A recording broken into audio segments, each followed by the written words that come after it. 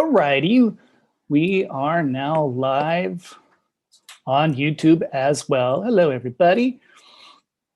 If you're wanting a live reading, and this is only if you're live, of course, you're going to want to get onto our Zoom link. Alrighty, you need to be on. We are now live. You need to be on your as well. Hello, everybody. If you're wanting a live reading. Sorry. You need to get on my list at Akasha.com. Yeah, you need to be on Nan's list to be able to. You need to be on get that link to what's on Zoom. If you subscribe, it'll come immediately in the welcome email. All right, so if you subscribe immediately by going to Akasha.com, the welcome email you'll have that link in there, and so you can come on if you want a live reading. If you're going to want to watch and you're on YouTube, you're good to go. If you want to participate a little bit more, hopefully get a live reading and whatnot, you're going to need to get onto our Zoom meeting. Okay, that's how you do it.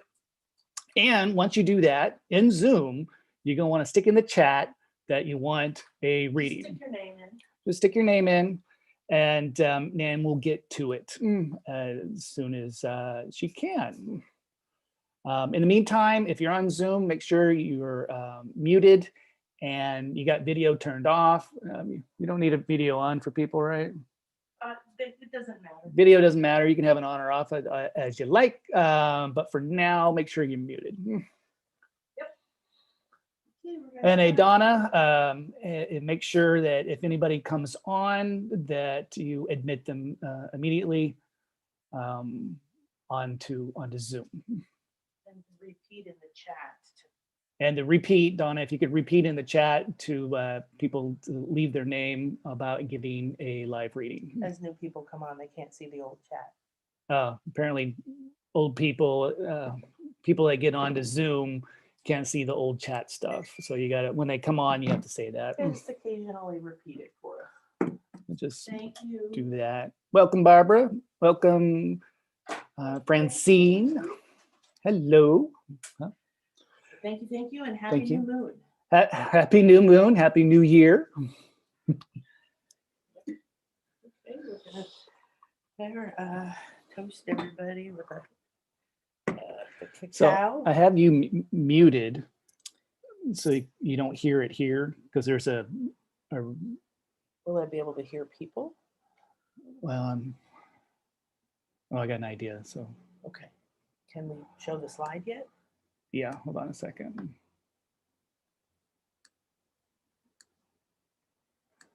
Oh, Zoom link. You happen to have the Zoom link? Someone's asking for it in YouTube. Well, we want them to get on our list, but if you would like to, just tell them to go over to Akasha.com and they'll get it. It's in the email. As soon as they sign up, it is theirs.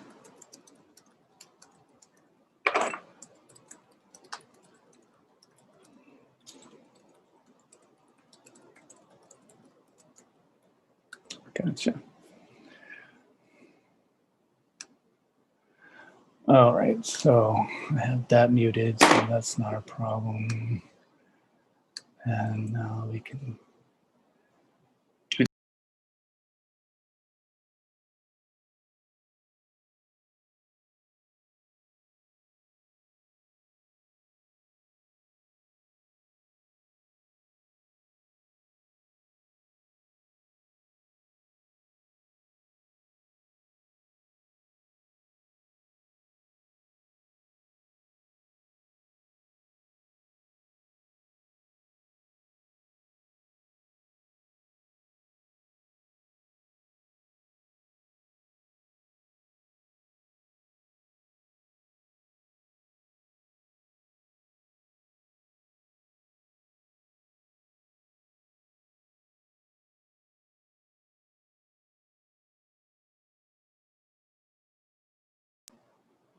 All right, everybody, welcome. And we are ready.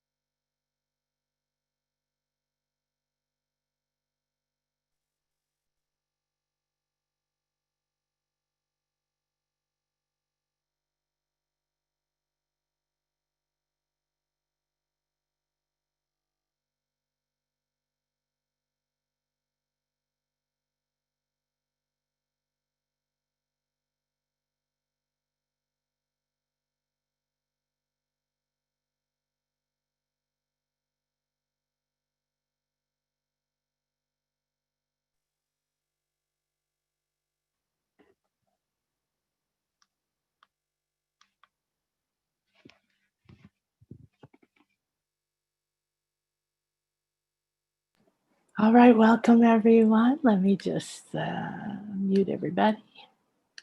Mute all. There we go. All right, great. And Donna, I can't, there's too many people. I can't see if you're on here, but yeah, there you are. Okay, great. So Donna's going to stay on in case you drop off so she can admit you back in. I know that happens, or sometimes people have to respond to something in their immediate environment. And I'm very excited to be here. It's the new moon.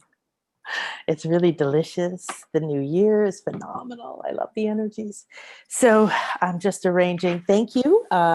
We're trying something new because we had well over 100 people last time, and we didn't know we had a limit here of 100 people. So a lot of people weren't able to get on. And so wanted to do another one. And today, what we've done is we're trying new technology to stream to YouTube at the same time as we're doing it here. And so people can watch on YouTube. We're only doing the readings with the people here on Zoom.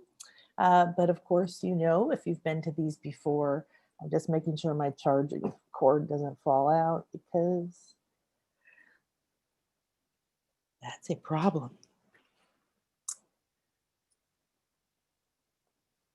My computer dies. Okay. Hopefully that's good there. All right. And so we're doing live soul readings again. It is a new year, still very, very new year. So I'm going to start the recording in a minute. And Chris, my beloved soulmate and fiance, thank you, sweetie, wherever you are. I can't see you on YouTube. I don't even know how to get on YouTube right now. So hopefully whatever you told me to do is okay. You can come in and tell me if there's what video camera's on, by the way. Yeah, I know. Is that a problem? Do I look bad? Kurt, do I look bad? Is there something wrong? No. Okay. Am I doing something wrong? You're like, oh, did I forget my clothes? So I love all these pattern interrupts. So today is very new year. We're going to start talking about that in a second. And we're really excited to be live streaming. Hi, everybody on YouTube.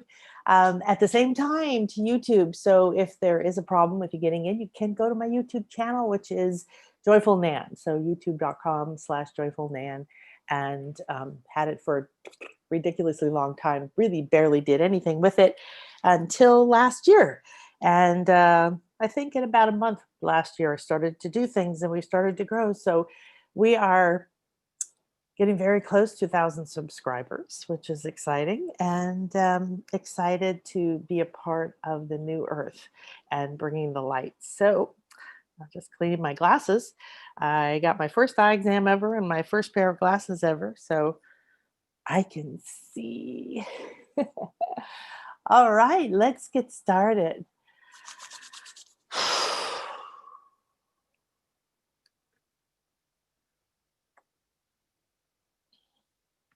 All right, welcome everyone. Akasha here. So happy to have you here. Let's move my little face down here. To Bliss Life, my community, my world, my show, and we're going to do soul readings today. It is, in fact, the 13th of January of 2021. And you know what that means. We survived 2020. Yay. And maybe you're like me, you realize, damn, that was shocking and painful and weird and unexpected and awesome sometimes. The power, the accelerated healing, breakdown, rebirth, we're moving out of our old reality super fast now. So we've been asking for a long time, let's go faster, more, now, right? And so we are getting that now, more. And we don't get to say how the breakdown happens. So what we want to do, especially because we're in a new world. So December was amazing. It was amazing. I felt like I was in an altered reality the entire month. Why? Well, one, it's my birthday and there's festivals of light and people feel more festive in general. I know that sometimes it's the opposite. And, but we also went through an eclipse and the solstice and a timeline split and a grand conjunction and the new year. And so all of those things, wow, they took the year of 2020. If you took out the fear and the drama and you just looked at the accelerated evolution that happened last year, you wouldn't deny that we're in a metamorphosis. What is that? That's a transfiguration. You're literally changing form, figure. You know, a tadpole turns into a frog, and a butterfly turns, I mean, a caterpillar turns into a butterfly, and you and I have turned into new, and we are in a new ground, and we are seeds in the new earth. So everything that happened last year and how you walked through to this point has landed you right here. So now, whoops, now we're in the space of let's accept where we are, accept who we are, accept what is, and be in the present moment. The present moment is the gift. The present moment is the power. Whoops, sorry about that. And we have the power in this moment to feel and to see things we've never experienced. Doorways are opening, energies are here. There's platforms of consciousness. There's subtle realms that are built now that we can actually sense and tune into. In my private soul readings, people have been really, I mean, it started early in the year, about a year ago, that instead of just going to another life, and another life means a past life, future life, current life, your soul is a piece of infinite or source.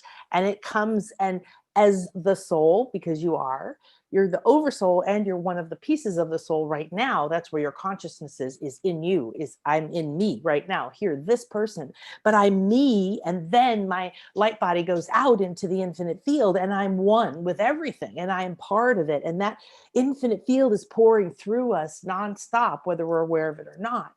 So awakening right now is realizing that over 90%, probably more like 99% of you is subtle. It isn't the physical body. There's your mind and your mental field and your thoughts and your beliefs. They run everything, right? And there's your emotional body and your emotional field. And there's all of the different parts of you, these energetic beings or parts of you that have become the guilty person or the person who's afraid of what other people think or believes in lack or is so stuck in fear you can't stop watching the news. Whatever it is, you've got to unplug, because the breakdown is still happening, but the reformation is happening. What's this? I believe that this year is the completion of the breakdown. Not that we won't continue to have breakdowns, because that's life, right? Like this. But the beginning of the seeding, right? Like anything you did last year helped you go through all of last year at a higher state of consciousness with a more trusting and open heart, loving yourself, being in the present moment, letting go. When you lose a lot of stuff, like you lose your job or someone dies or you get a divorce or you lose your whatever, you lose your house or you decide to change, but it seems like you've lost something, or you give up a lot of possessions and start traveling the world like we did. You feel different, and sometimes you feel like a victim, or you feel like things have been taken from you or that it wasn't fair. You've got to pull your head out of that. You got to pull your heart, your body, your energy, your entire light body. You just got to suck it right out of there. You see these flower of life spheres in this image here? This is we use this constantly in everything I do. In fact, right now you're inside one of these. We call it an Akashic Ascension sphere. It is made from the flower of life, which is a pattern that contains every sacred geometrical shape that you need to create anything in form. If you need a square, if you need a cube, if you need a pyramid shape, if you need, a star tetrahedron, like this, all of the different sacred shapes that create life, whether you want to form as a shell or a crystal or a human or a glass of yummy cacao. Yum. So being here fully means that you understand you have a light body. So I want to today, before we do the readings, we'll all enter. You are right now inside of the Infinity Healing Chamber. It is a structure of light that I have created before the call. I create it before every call I do, whether it's a class or a free live stream or a private session. I do it around our house, our bed, my children, even though they're far away, before they go to sleep. It's a beautiful sacred space. So what you can do is relax. And the best thing to do is to be fully present. All right. So it's a beautiful opportunity for us to practice being fully present. So what you want to do is take a slow, deep breath in through your nose and feel it, watch it. What's the color? What's the sensation? Moves up your nose, across your forehead, your third eye, into your brain. And then when you let it go, let it be like a waterfall of light and energy that moves down through your body and your mind and your emotions, washing away anything you're kind of thinking about, attached to. Oh, wow, felt a whole bunch go off my shoulders. And I want you to say in your heart or out loud, be here now. And you're going to send that message out. You could call it a declaration, a request, a command, an order, a program, an order, like, hey, I've placed my order. And it's going to go out in waves of consciousness, waves of energy. And at first it moves from your core through your body and through your spiritual anatomy, which is like your chakras and your subtle bodies and your pillar of light. It starts to move through all of that. And it's delivering information, saying, be here now. So bring in all your thoughts from anything else you're going to do today, because as you're here in the Infinity Healing Chamber with us, the more present you are, the more you will receive, the more you will release, the more you will heal. And just being here, whether you're here live and thank you, namaste, or you are here again, repeating it, or if you're here for the first time a year from now, it doesn't matter. The moment that we're experiencing right now, the new moon, which is pure womb, pure potential, pure feminine, pure blank slate. So we're planting seeds and we're in the dark. That means we don't try to run and create. We don't try to be in our masculine energy and run around and make things happen. We relax into the moment and into our body and do things that are sensual today. Touch things that you love, light candles. Welcome the light here. I don't know if you guys can see it. And you know, be with your beautiful things, light incense. Before, as we were beginning, I had white sage and copal together, cleansing myself, the space, Chris, as he set us up with our new technology. And we have all these elements that we can use to feel the senses. Now, your senses that you think you have is an itty bitty bit. You have 360 senses. So my other invitation for you in this new year is to make an inner declaration that you do every day. Be here now. And you send that out. Be a clear and open channel. Do this now. Take a breath in. Feel it moving through your body, your mind, your emotions.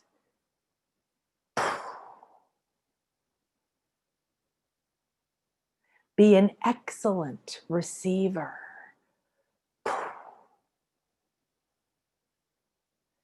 And just relax as these intentions or requests move through your light body, which I want you to see as this sphere of the flower of life. See yourself standing in the center of it. So in the graphic on the screen, you can see several of them. In the bottom corner, there's a gold one that's really good for you to be able to tell that we've created it as a sphere. And as a sphere, you can imagine yourself inside of it. Okay? So I want you to begin to realize that you have this sphere around you. It is made of pure light. It is encoded with everything that you decided on a soul level to bring, talents and fears, all the other lives within your soul, because as a soul, as a piece of infinite source, then you go and create many, many, many, many lives that go out all at the same time. So there's someone in the 40s and someone in prehistoric times and someone in ancient Egypt and someone in ancient Maya land and someone in Atlantis, being you right now. And so you have many of them. This is why it's such a complex yet beautiful pattern. And you see it around you and you see and feel it spinning. All right, so now you've made the request to your entire field to be here now, to be an excellent receiver. That means drop into your feminine, relax, let go. You don't have to have the agenda right now. You don't have to know anything. You don't have to worry about anyone. Be fully present here. And be open and receptive, because everyone here is going to receive this or more information. Okay, so you might have been on here in the beginning and just started to feel something. I need you to pay attention.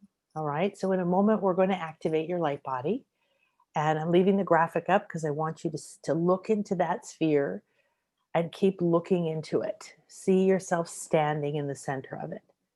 Feel and sense. Now I want you to request in your heart to be here now, that you are ready and willing and open and receptive to align with your highest good, your highest self, and your soul blueprint. And just feel that again is moving out through the light structure of your body and your cells, your mind, your emotions, into your financial field and your relationships, and all the way out into this sphere, this Akashic Ascension sphere.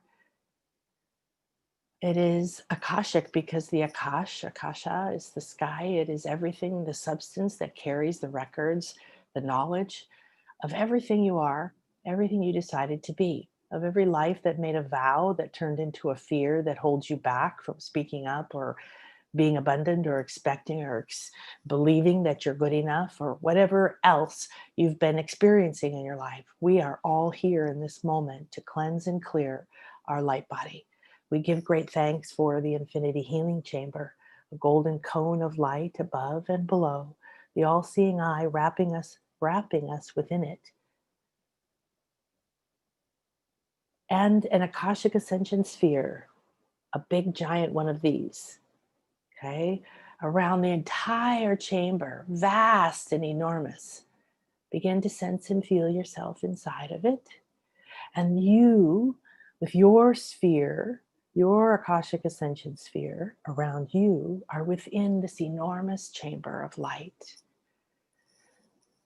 We enter this sacred space with reverence, presence, and love. I am light. I am love. I am flow. I am infinite. I'm saying this for me and for you. You say this for yourself, okay?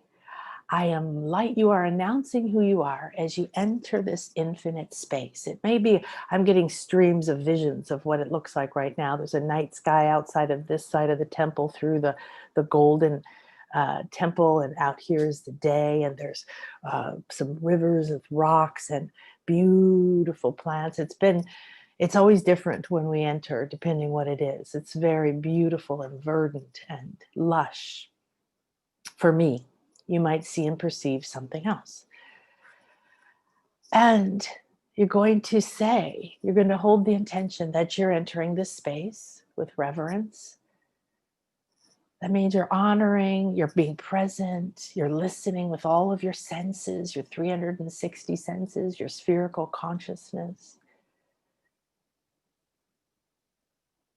And you're willing to receive the visions, the feelings, the sensations, the ideas, the memories, the releasing and the letting go. You're willing to receive love and healing, guidance.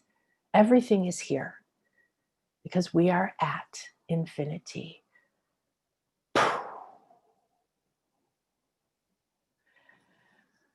And you are welcomed by the LightBody Council. This is my team of light that I work with every day, every class, every period. And then other ones come in and go. I have others that I work with every day in my life, like Buddha and Mary and many Athena and many others. But in this particular LightBody Council, they are lining the path, so to speak, as you enter the chamber. And they ask you to stop for a moment, focus on your light body, just focus on this sphere of light around you, made from the flower of life pattern. It's living, it's breathing, it holds all your codes, all your past, all your vows. Tune into it. Excellent. Some of you are already turning with it. Very nice. And allow it to be fully present at the optimal level for you at this time. And declare in your heart, I am here to align with my highest good, my higher self, my soul blueprint, to open my skills, to release the heaviness, the lack, the lies, to embody that which I designed, that which I am here at this very moment to become. I activate my light body at optimal speed for me at this time. Take a deep breath in and hold it. Let that intention build within you. I activate my light body at optimal speed for me at this time. And get ready to blow it out with intention. 3, 2, 1. Relax deeper and deeper into the moment, into the space. Welcome. Feel this command going out through your bodies, through your lives, through all levels of you, realigning to the highest state or frequency that you can align with right now. That means that you have an optimal state, which we call your soul signature frequency, the energy, the vibration, the rate, the state that you vibrate at. That is your soul signature frequency, that when you align with that, you're aligned with your blueprint, with your talents, with your understanding of who you came here to be, how to live the life your soul intended. And believe me, 100% of the time, it means letting go of who you thought you were. It means letting go of who you were told you were, what you were told you could be. Letting go of fears of other people, what they think, what they will do, whether they'll like you, whether they'll agree with you, whether they'll ever say they're sorry. When you align with your soul signature frequency, you feel free and fully present. You feel as if you know exactly why you're here, but you don't know every part of it, and you trust that it's there in your light body, in this beautiful sphere of the flower of life.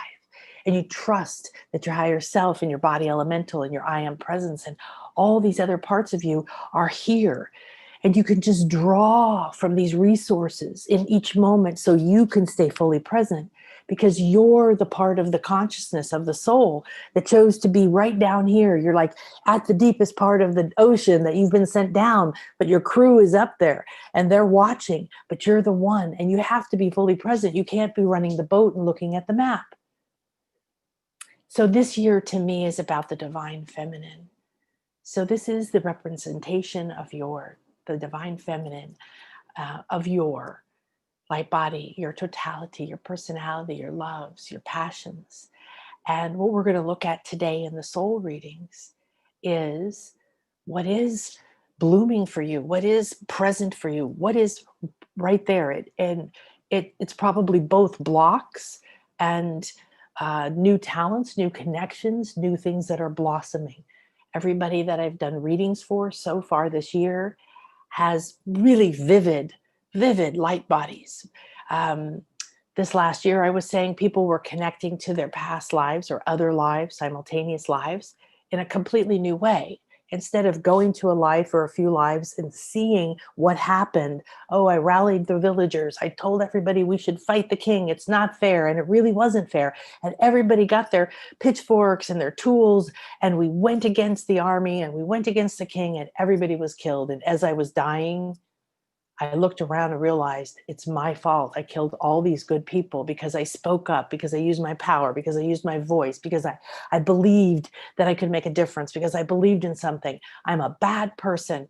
And that person dies holding an energy that is so painful and so dense. It becomes a vow, it becomes a decision, it becomes a contract. And that vow lives inside your soul.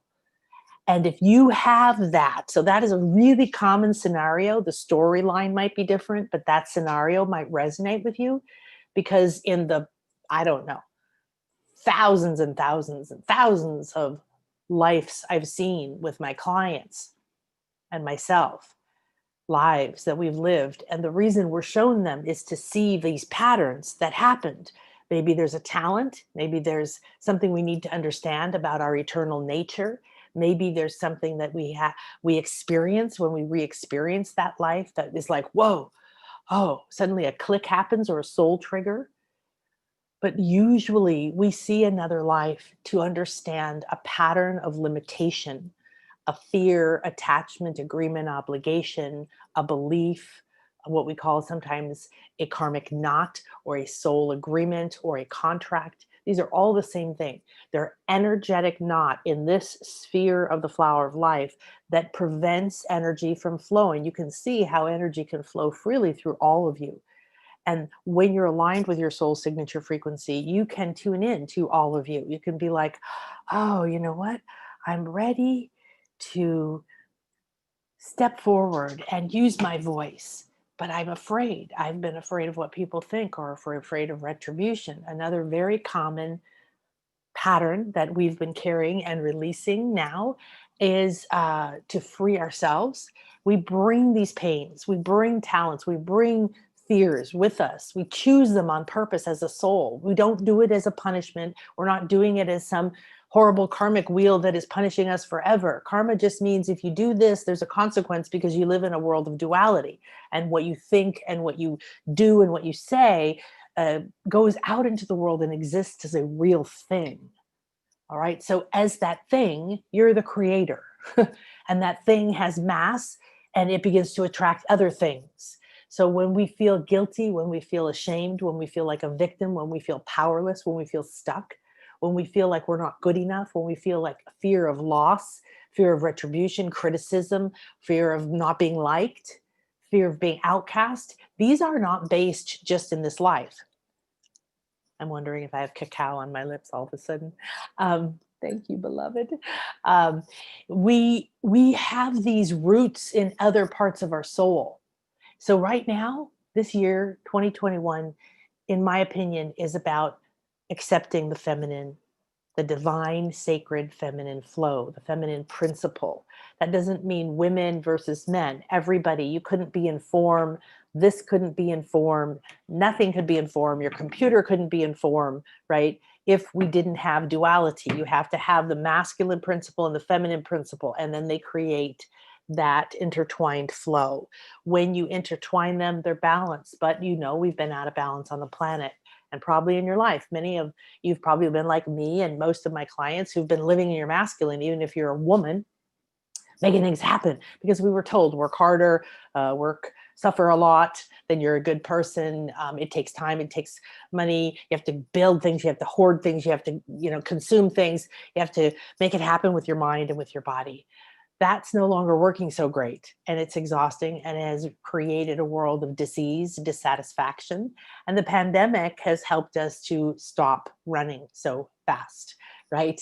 And so now we've emerged from a really intense cleansing. So namaste and welcome, because we're still going through transformation.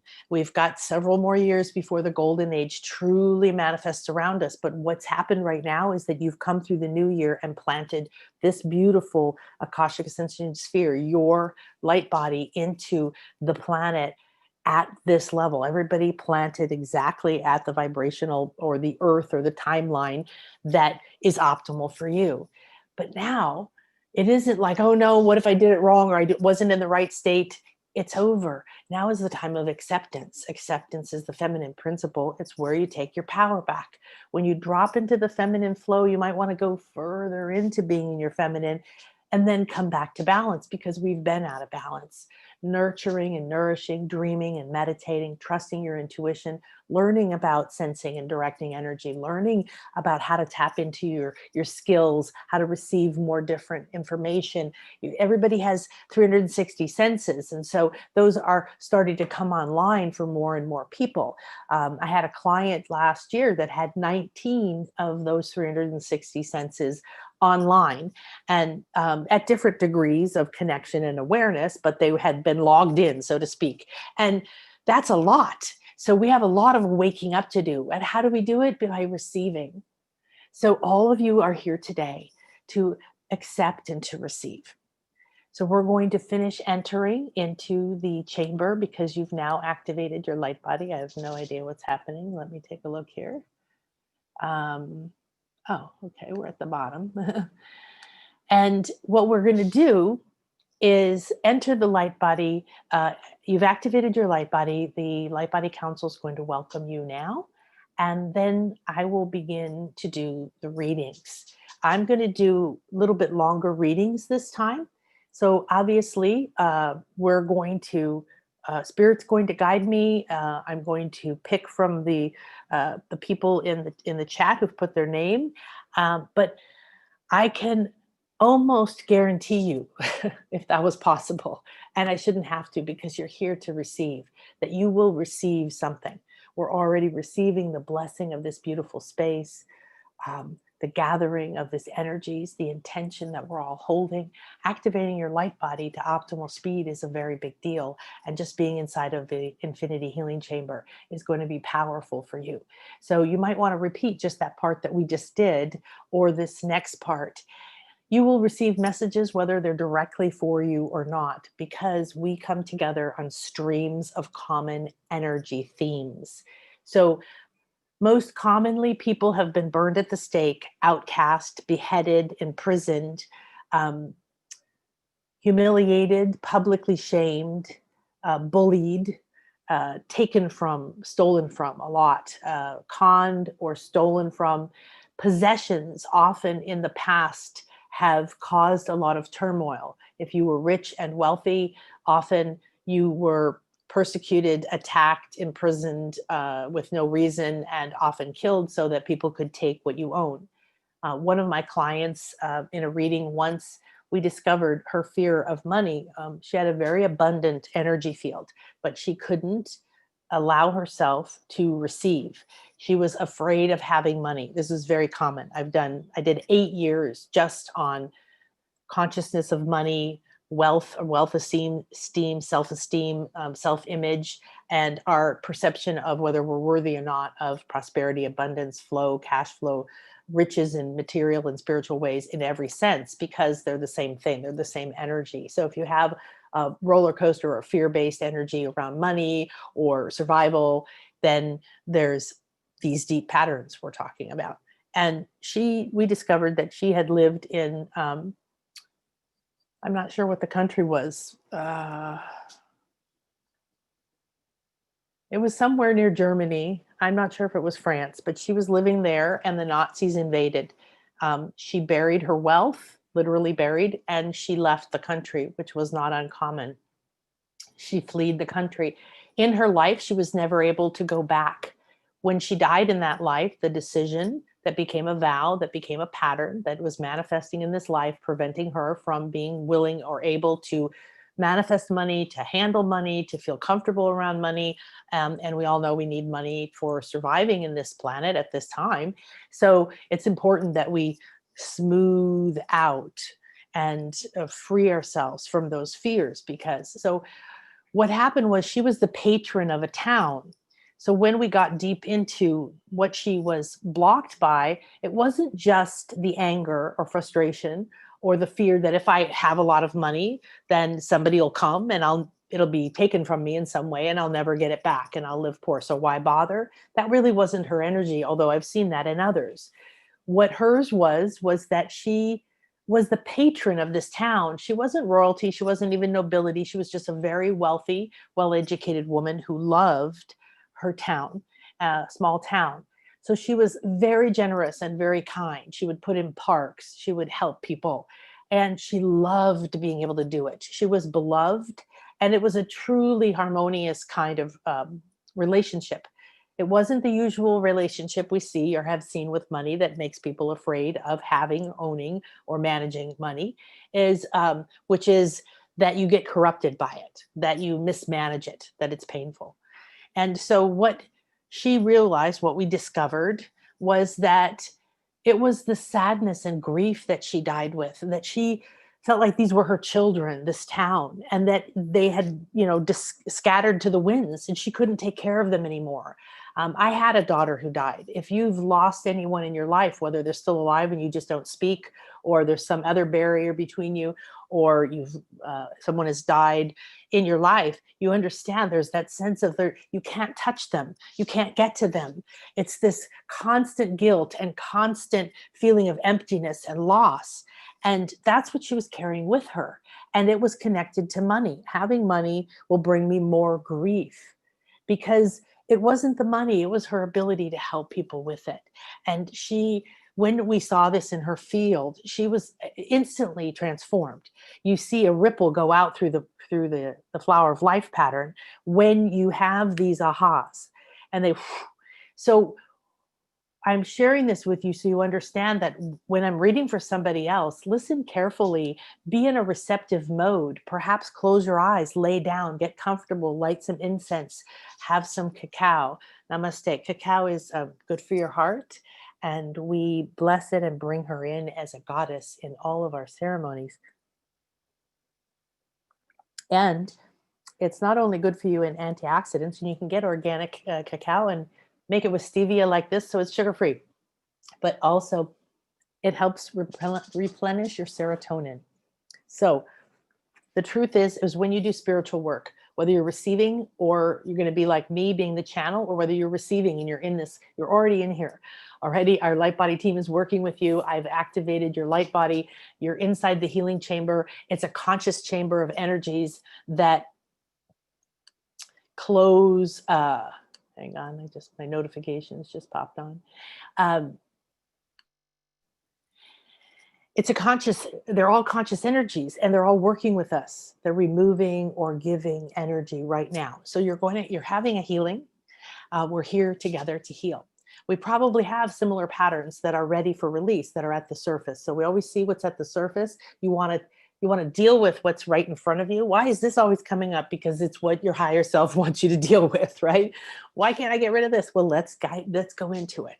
All right. I also want to remind you that your problems, your pains, your fears are the doorway to your truth, to your power, to who you really are, to the answer, which is letting go of everything else. Drop into your feminine flow and enter into receptive mode. So declaring I am an excellent receiver means that you've asked and given permission to all of you, even those parts of you that may be having a fear like that. Maybe you're having, I had a client, I did a soul reading last week. At the end, two new guides for this person came in very powerfully. And we were both just blown away. They were just stunning. And they after we're done, when I do a soul reading, it's an hour. And at the end, then we talk, like I share more details that I maybe didn't say. And you or the person receiving shares anything that came up, anything they received. And then we clarify anything and talk about how to move forward. So she said, I'm just struggling with feeling worthy enough that these two beings want to be my guides. And I so resonated with that. I thought, oh my gosh, that's my whole life. I'm not good enough. So I would accept a little bit of my communication skills or my visionary skills. It took me a long time to develop this, decades, 35 years now of conscious, intentional learning in schools and becoming a homeopathic doctor and a hypnotherapist and learning every healing modality and going to mystery schools and working with shaman and going to tops of pyramids and inside the Great Pyramid for 4 hours with 100 people chanting and ascending. And I've sought out all these experiences to continuously raise my frequency, free my light body, connect me with higher levels of consciousness and the ability to move and see energies. And then the visions begin to come. If that's optimal for you, that will happen. So wherever you are, the other thing is when you activate your light body every day, I've given you that. Look or feel this sphere around you. Breathe in, say, I activate my light body at optimal speed for me at this time. And let that intention go out with your breath. See it, expect it. It is going to change your life, just that. Now we have Light Body School courses and we have the Infinity Light Weaving class where you learn more about your light body initially. And we have lots of great stuff in my shop. But what I want you to do is take this gift, okay, and be there. So seeing if there's any other beautiful gifts that want to come through. Okay, yeah.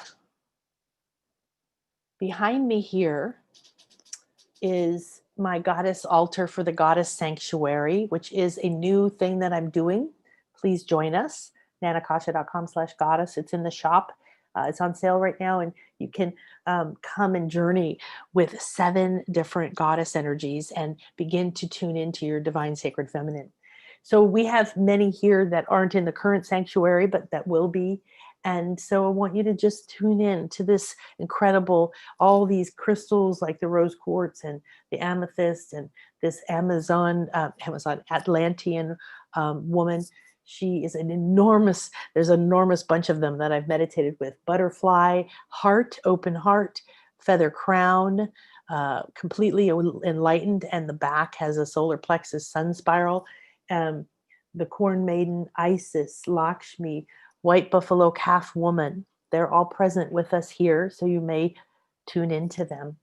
Brigid, who's the Celtic fire goddess, is going to be there. Ishel, the Mayan moon goddess. We have Bast. This is Wadjet. The all-seeing eye is called Wadjet, but in fact, the vulture is Wadjet, a goddess who represents bringing your spirit, the feathers, into your third eye. This is your brain in your third eye right here. And this serpent snake represented manifesting your higher self through your ideas out your third eye into the world. And this is Nekbet. She's also an Egyptian goddess. We have Kuan Yin, of course. And then we also have Madre. I have a small piece of,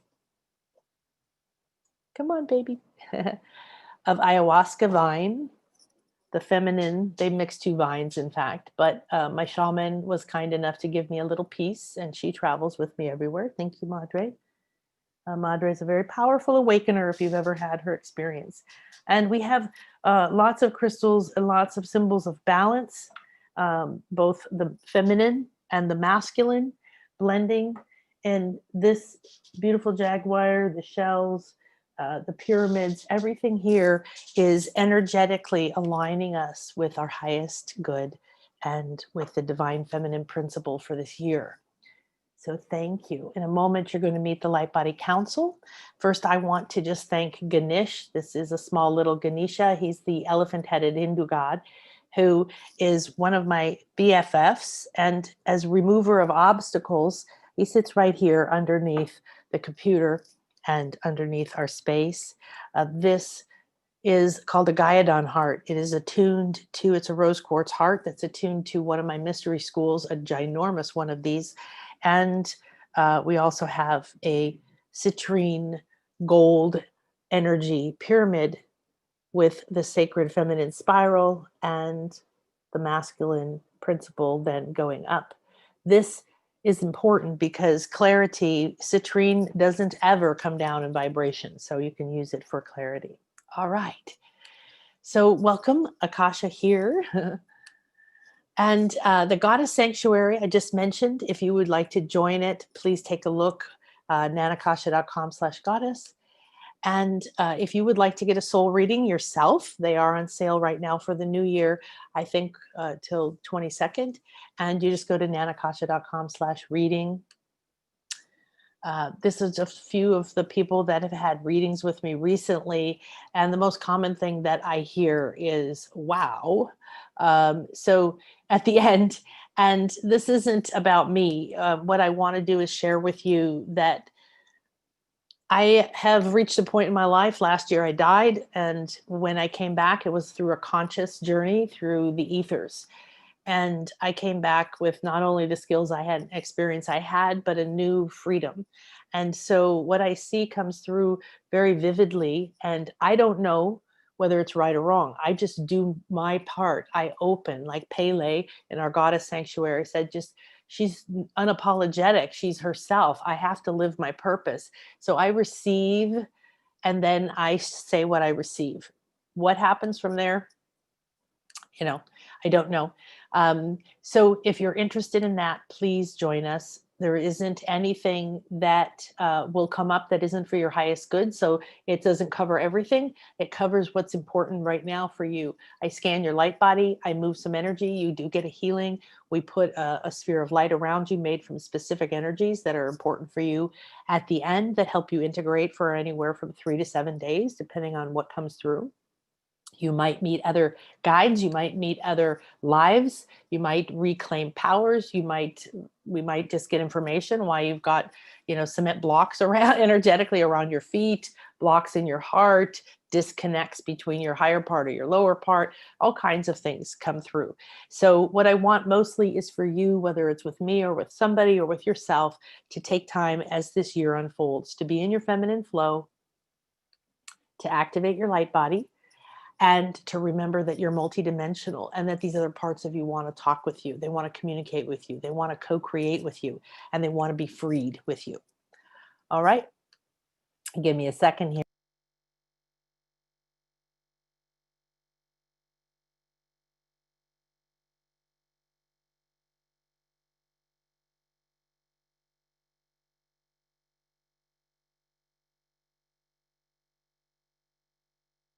Oh my goodness.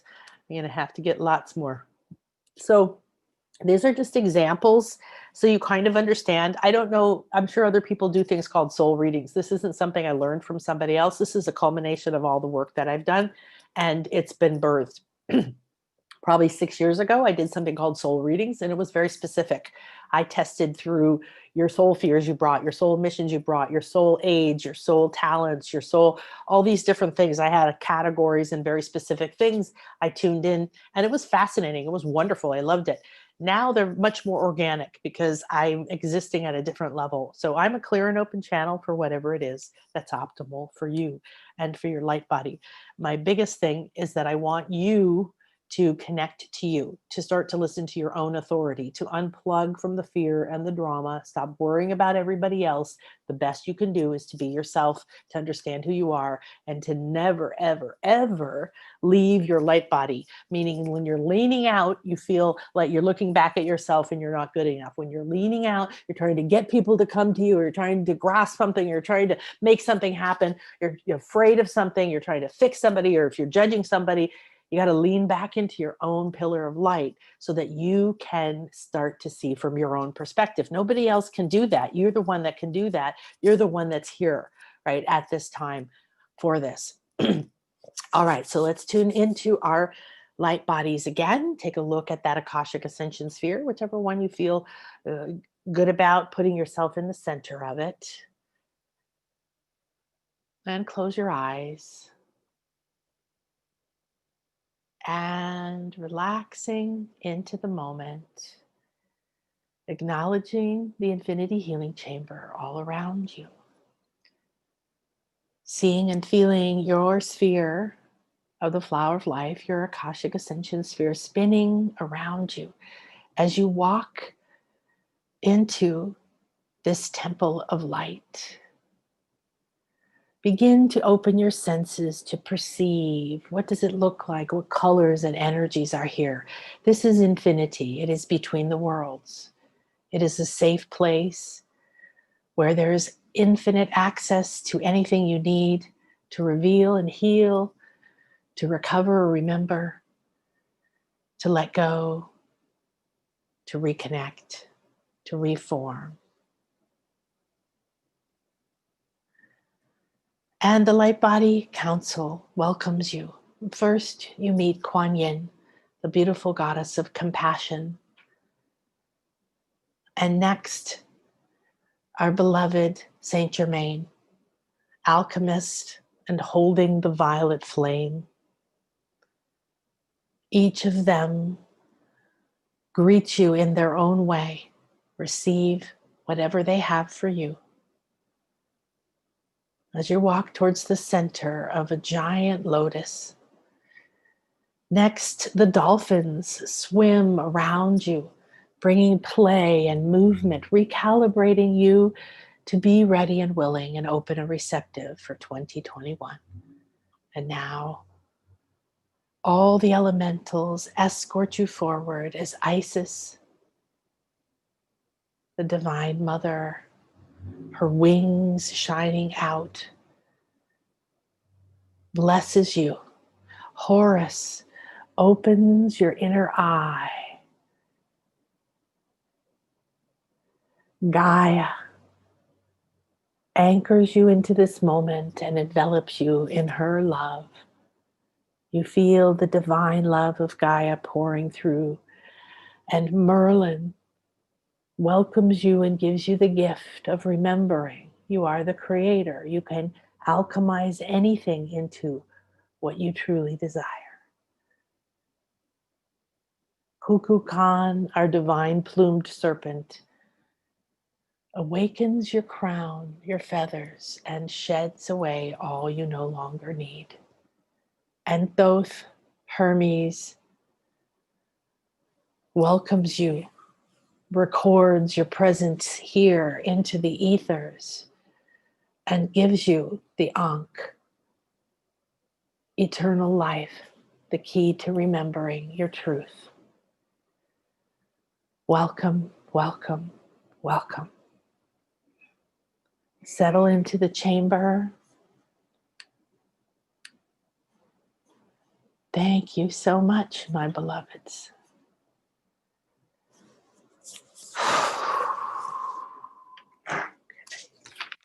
I need a pen. If you can hear me, Chris. I don't see a pen here. All right.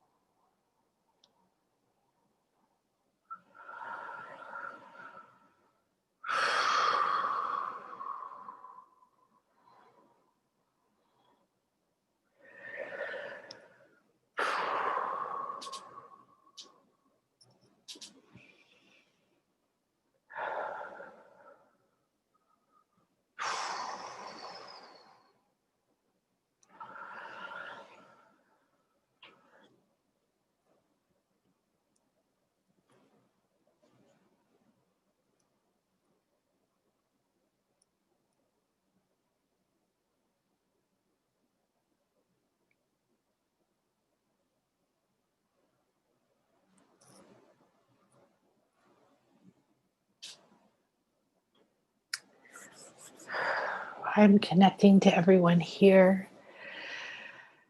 Welcome in Lakech, Alakin. I am another you. You are another me. We are one. And in our one heart, in our one mind, We are here in this sacred time, in this sacred moment, to refract through the prism of this cosmic space into the rainbow tribe. So we are one, and yet we have chosen to come here, to go through that prism, to be separated into streams, unique streams of light. Each of you are beautiful, unique, beautiful. The rainbow tribe, when gathered together, becomes one, becomes the one light, the white light, the flower of light, the flower of fire, the flower of life. And then the flow can happen, and we can tune into our lives and let go of all that came before, to be who we designed ourselves to be. I am here today to see from this capstone of light in this gathering. I see all of you around me here now in this beautiful infinity healing chamber. Thank you, golden cone of light. And the river of light that is here today is the silver goddess ray, flowing to and through us, beneath us, around us, as we sit in this lotus, pure potential, awakening, opening.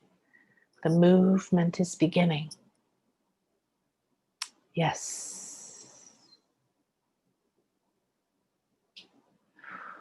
This is very beautiful, very unique.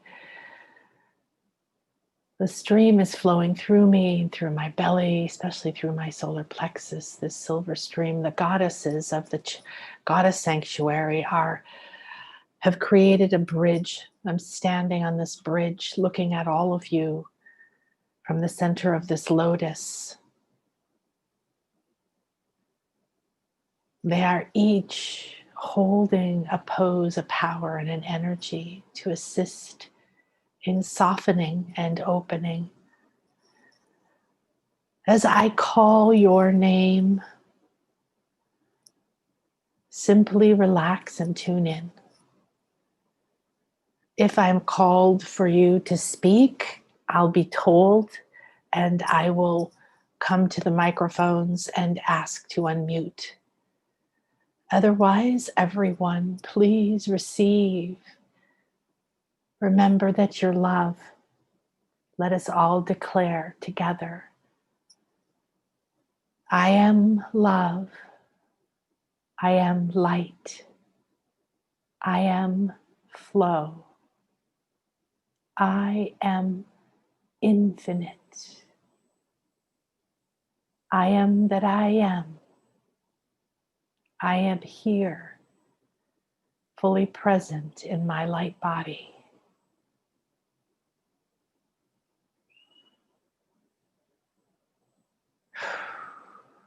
There's a new flow, a beautiful flow pouring down on us from above. It is like a rainbow flow of energy pouring down. Thank you, Ishel. Thank you, Aquarius. It is the water bearer. It is the ancient waters of Greece and Delphi, the oracle, I guess. Thank you. And Ishel pouring from the moon. This new moon doesn't mean the moon isn't there. It means that she's in creation, she's in the womb, and she's enveloping us. It's pouring down through my crown and going out as ribbons of light, connecting to those who are here. I'm ready and willing and open and receptive to connect heart to heart to Stacy. To Stacy. I better look. Stacy from Edmonton, Canada. Namaste. Stacy. Namaste, Stacy. Let's open your heart. Let's see what your highest self, what your body and your beautiful light body is wanting to share today.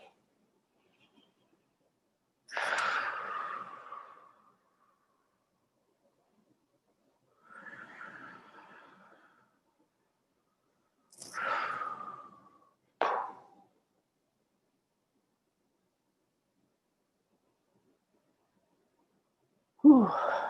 All right. So the dolphins came right away. They're very excited. They're jumping. They're playing. There's something about to happen for you.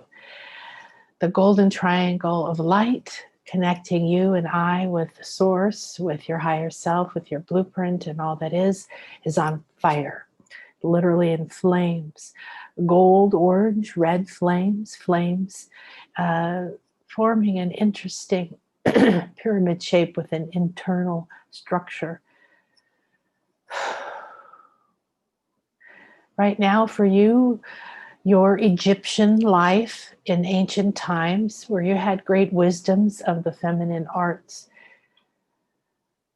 What's on fire is the Queen's Chamber. What's on fire between us is the Great Pyramid in Giza. The outline of it, and down beneath it, there are things beneath it, the pathways beneath it, up into the Queen's Chamber. The pathway that most people take into the Queen's Chamber, which is to come in the side, go up, and then veer down at some point instead of going up to the King's Chamber, that is not open. You have a secret opening. You have a secret passage. It's like having a password that you left in a system, a program long ago that only you know about. It's a back door. It's on fire. Let's look on why it's on fire. The whole chamber is on fire, and the structure coming down through it into the earth. You need to travel. You need to travel, and you need to take time to go into the ethers.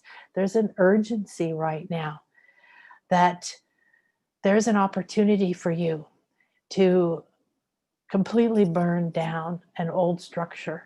There is a shield to wisdom and knowledge that's meant to be released on the planet at this time that you helped put in place.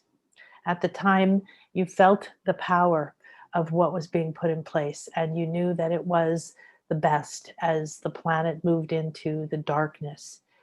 And now is the time. They've been calling you. They're feeling there's a sense of urgency, not guilt, but like, yes, now, good, come, we're ready, we're ready, we're ready. You've done your work. The beauty is you don't think you have, but there's something here on your crown. It's like a very heavy woolen cap, and you need to take it off.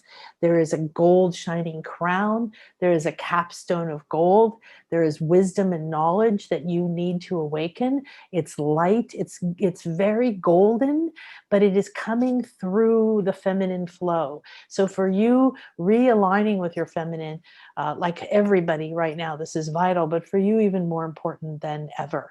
And whatever that means right now, you know what it is. You need to stop carrying the heaviness, blocking your inner vision, listening to your heart, honoring and respecting who you truly are, even if you don't understand what it is. And the reality is you're an architect in a way.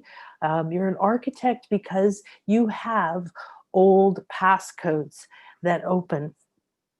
This chamber contains within it things that were necessary to hide. It's almost like a womb that's been hiding. And even those who have entered the chamber from above have not been able to fully access this information, even though it is encoded in the Queen's chamber. Your codes are already within you. They're showing me over and over an all-seeing eye. It looks more like one that is carved in stone or clay. It is painted. It's very ancient, and it's the passcode. It's basically, if you were physically there, going down through this pathway under the pyramid and coming back up into the chamber, you would see this eye on stone somewhere, and that would be where you would, I want to say push, but it's literally, it's different. Your codes are showing me your hand, almost your handprint, your in your left hand in your palm portal chakra. Okay, you have chakras here that are very important. They're big and they need to be awakened. They are part of the crown chakra. So for all of us to fully awaken our crown, which means taking back the belief that we are the creator of our reality. We're willing to be the royalty, be in charge, be the driver, and awaken those coronets, which then connect with the higher self in a constant flow, not a separate moment when I'm meditating, but all the time. So you have this code. And when you awaken your crown, you need to awaken also these palm portals. You also need to protect them and activate them, because they can draw in and pull out energy from this time, from this timeline, from this space. Those skills are trying to awaken within you as well. There's something with your left wrist. There's a strain. There's an atrophication, that means something's getting hard, it's turning to stone, it's not being used, right? So it gets stiff, and then sort of almost like rigor mortis. Just here very directly, like there's bones that look like bones, but they're icicle looking bones coming down from your wrist. There's been 3 separations that are relevant right now. That means that you have cut off, you've had your hand cut off, or your ability to receive cut off, or your ability to receive and trust your heart cut off, at 3 different lives that are all here with you. They are all a part of your soul blueprint for this life. They're like rings in a tree. They're like 1, 2, 3 here. And then down from them is like if you went underneath into a cave, you would see those stalactites, those icicle looking stone hanging here. What the significance of this is that you are not a good receiver. You have 3 times made decisions, vows at a soul level in 3 different lives that you will not receive, that it is not safe to receive, that it is not safe to receive directly to your heart. Your heart has been hurt in many different ways, broken, as well as physically. Your life has been abused, beaten. There's a slave torture kind of life. There's one where you were cut off, you were accused of stealing, and you literally lost your hand. And that, the shame of the public humiliation that came with living like that, you aren't able to receive in that culture. And you live a life of shame. And it's all around money. It's all around receiving, because you took something they perceived of value. It looks like silver, actually, silver coins or something that wasn't yours then, now. So there was a huge vow of poverty made in that life. There was a huge moment of deciding, oh my God, I never want to do that again. And you didn't die right away. You lived this way. You shrunk, you shriveled in this life into somebody who was bitter. You were scorned. You were outcast. You were poor. You were in survival, and you turned all of those energies on yourself. You joined the collective conscious. You joined the culture, and you turned those energies onto yourself. That's the heaviest burden of all, is the agreement with others that you are bad, that you're no good, that you don't deserve. Carrying the burden of shame and guilt are the lowest energies. So they burden us. This life was interesting. So there's another theme running through the center here. You have a very strong silver rod from your heart down your arm, in your energy body, through the center of your arm, going through these 3 layers right into your palm. And it is solid and is silver, which means it's silver goddess Ray. And that Ray has many, many powers, but essentially it is your line to receiving, right? To being receptive, to your intuitive skills, to your understanding. And they're showing me that these were all feminine lives. And the one in this life, you were actually one of the wives of some kind of a sultan. I may not be saying the terms right. It is definitely in that Middle Eastern culture where this was a common, and might still be a common punishment. But you weren't a commoner who took something. You were lived in luxury, and you were used to that, and you had a very good heart, and you took the money, you took the silver coins. Even though you were lived there and you were one of the wives and you were provided for, you were not allowed to touch money to own anything. Everything was provided for you, but therefore you had no freedom. And your lack of freedom was very upsetting to your heart. And so you began to harden the flow of your abundance, the harden your flow of your love. You felt frustrated because you weren't allowed to love, to give love. You were with these beautiful women. You had a very lovely, comfortable life, but you had this desire to love and to give. And so you would somehow, that I keep seeing you maybe sneaking out or something, and you would go to where there were people who were poor, but mostly children. You loved children. And you started to bring them first your food. So you would keep a little bit of your food that you didn't eat, or you would keep some fruit aside. And it didn't look suspicious to anyone because it just looked like you ate it. And you would sneak out and give it. But you finally did take some of the silver coins and you distributed it to them. And somebody found out. In fact, there was a betrayal. So this is a very, very big, heavy, a betrayal by one of the other women. Actually, several of them told on you, and therefore your privileges were revoked. They chopped your hand off, and you were sent to live in the streets as well. So you lost not only the money because you had made the decision that, okay, if I have to live this life, I'll enjoy, I'll appreciate the pleasures, I'll appreciate the abundance that I have, but I want to share it. And so your desire to share that and not to keep it for yourself ultimately meant that you lost the wealth and the lifestyle you had. So you didn't have the ability to help anyone else or yourself. And it wasn't fair. And there was betrayal. So injustice and betrayal, loss of money, no power. Of course, women in this culture don't have power.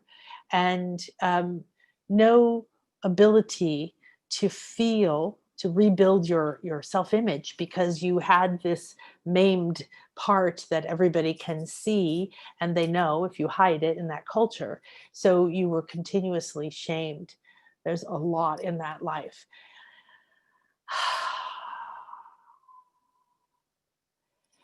This was when you really began to stop to receive. You decided that the weight, the burden, the pain, the loss, uh, being a woman, being feminine, being in the feminine flow of abundance was not safe. And you hardened this flow of feminine into your heart.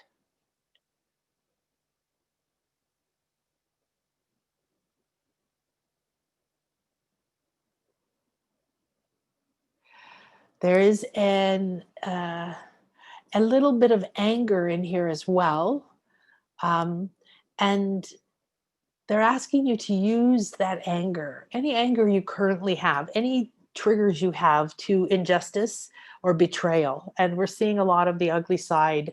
We're seeing inside of the way that people and systems have been manipulating and changing. And we're seeing the injustices that are epic and deep across the world in every way that we've been living. And that's why it's breaking down. But anything that is triggering you around that, come back in and accept your divine feminine flow. It is time for you to soften and to heal all of these.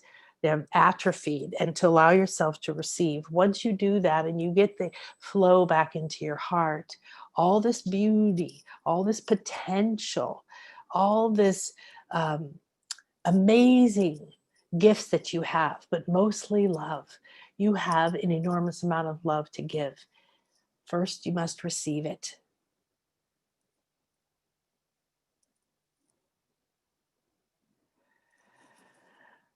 Keep moving away the heavy energies as they come back, like you would lovingly from a little child, and uncover your crown and your heart. All right, activate your light body and then sit and focus your energy on your left palm. Rub your palms together, blow on them, Ask to activate it, to clear it, and ask to open the flow to the divine feminine, to receive the balance into your heart so that you may embody, that you may receive again.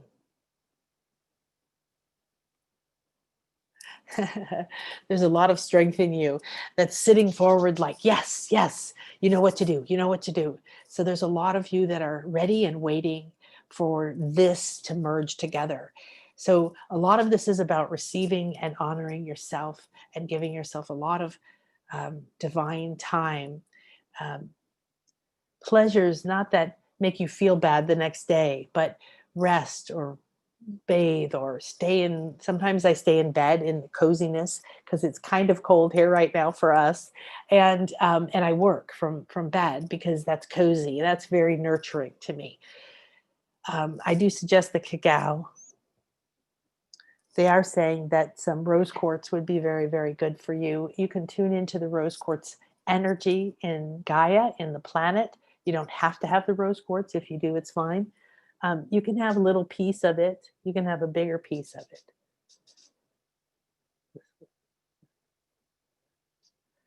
Okay.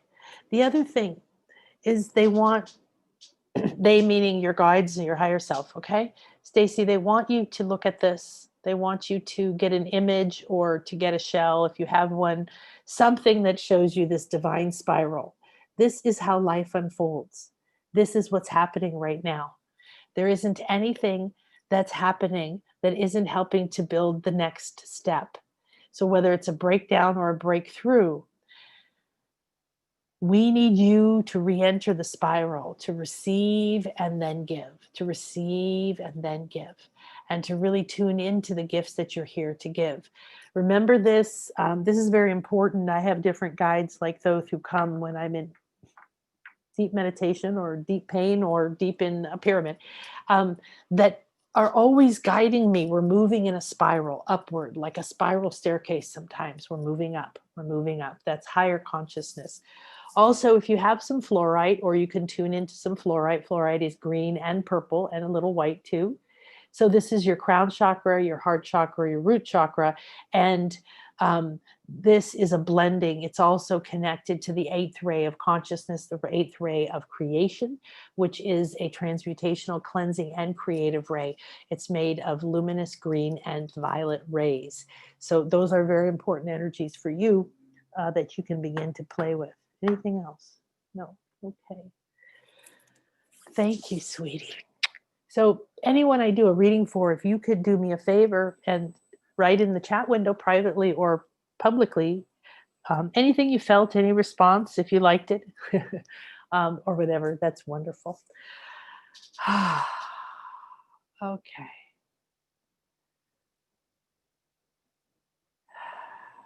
So I want to share a blessing as I cleanse and clear myself right now. From Pamela, thank you, sweetie. May 2021 bring the highest light vibrations throughout our planet, through each and every one of us. Thank you. I accept, I accept, I expand, I receive, and I give. Beautiful. All right.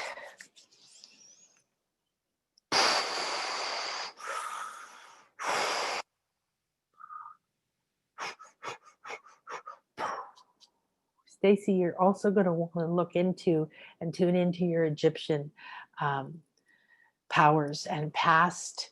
You're going to want an all-seeing eye like this to look at. You're going to want to connect to, especially to Nekbet, to the serpent energy, that awakened third eye that manifests. And you don't have to consciously do anything to continue to open those codes or that space. But the fact that it's on fire right now means you're being called. So take time, at least before you go to sleep, to tune into that, to go there, to call on the fire, to call on your ancient self, to call on the energies from then. Isis is definitely there, Sekhmet and Thoth. And if you go in, they'll know what to do with you, how just offer your codes that you have, whether you need to be conscious or not of them. Thank you.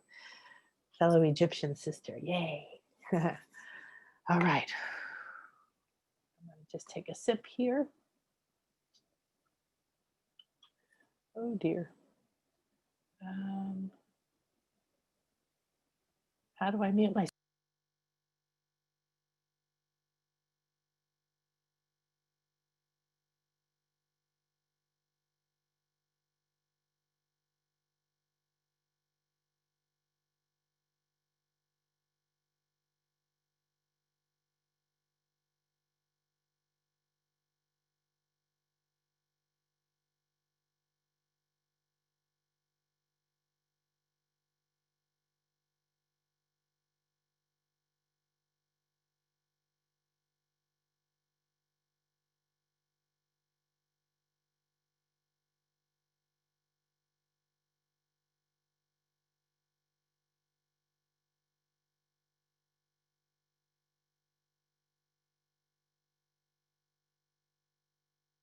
All right.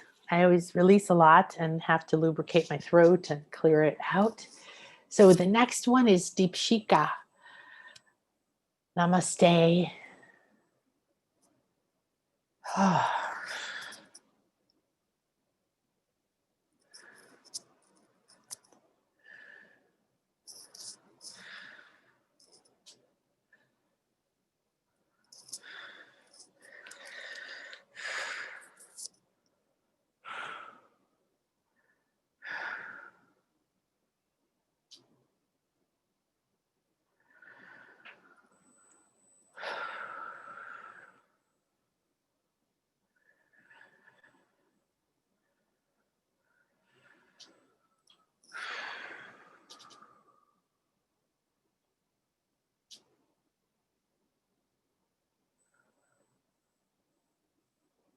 Oh, wow.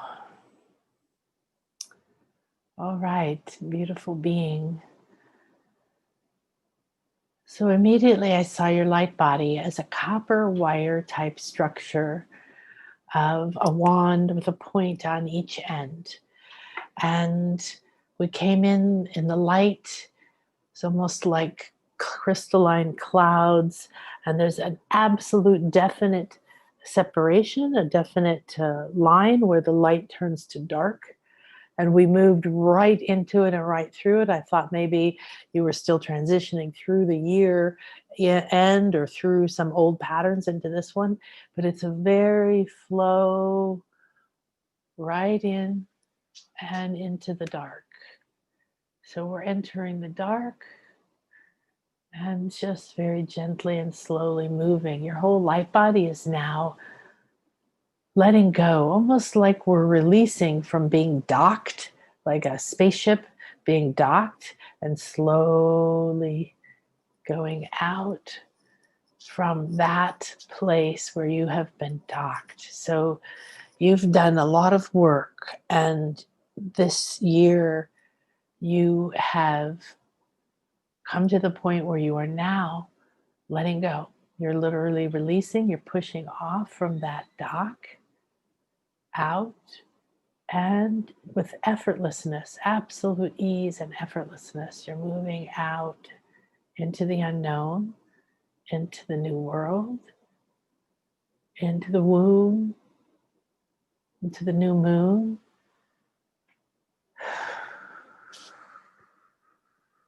Wow.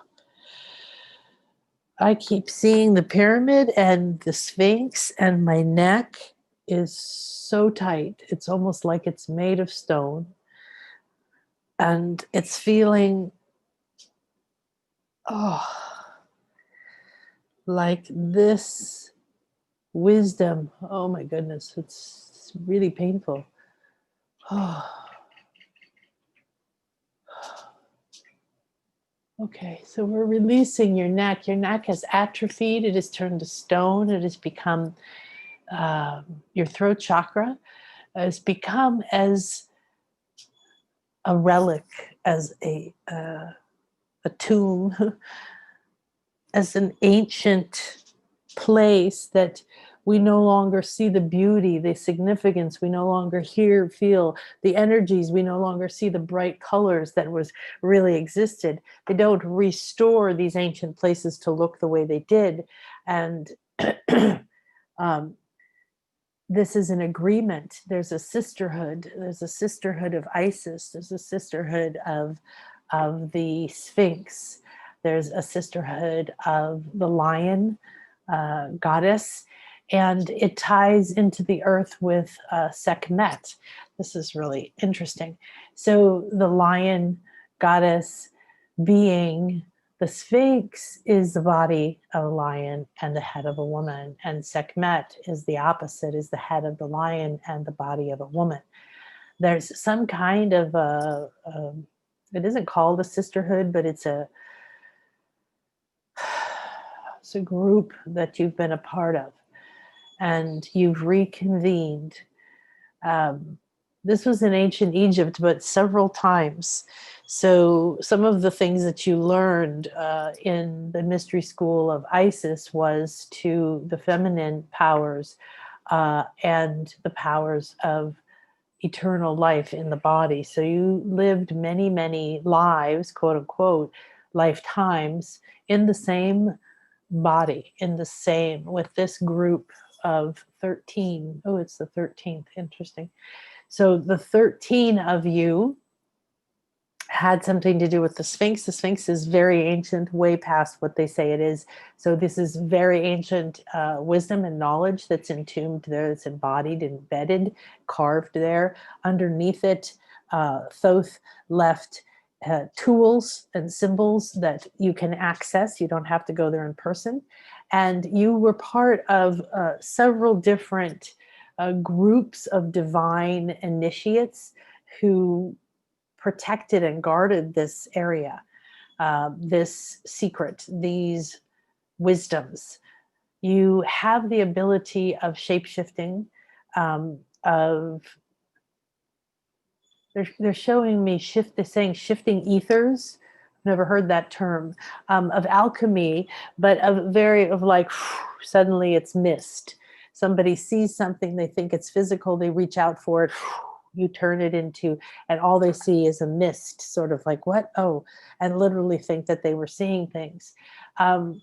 This is a gift that you have now, but the gathering back with your sisterhood, with Isis, with these wings, with taking on the wings, the feathered wings of the wisdom of the feminine eye. Remember, there was the left eye of Horus and the right eye of Horus that were the mystery schools. And one of them was the feminine, one was the masculine. And you were, I guess you could call it a teacher, but bigger than that, you were an icon in that. And you've now reconnected. So it's like they're showing me you've just launched onto this amazing journey. So it's important for you to be in the journey, connect with your sisterhood, with Isis, with all these different symbols that we've just mentioned, and be present. You need to connect to them every night. The new moon is perfect, so today would be perfect to sit in meditation. They're showing me your heart needs to be a dark, open space. Dark meaning like a womb, like a comforting, soft space, enveloped by the new moon, the darkness of the new moon, but surrounded in the abundance of the moon. You meet, and your abilities are to transmute, so you can transmute in your own life and others. These skills, though, you're reconvening together in order to use in many different ways, but first for you to become present and to launch the new. It's like launching a Star Trek journey. They're like leaving the docking port on this epic, journey, and it's completely new because every one of you, as you lived 300 years, I'm hearing, through many different times in ancient Egypt, you are activated by its soil. You are a part, you are a daughter of its legacy of bringing the secret doctrines of the Hermetic laws of the truth of light body and all these different wisdoms. This is in you. Okay, namaste. This is a very fun adventure. I want to go on the adventure with you. Thank you. Blessings.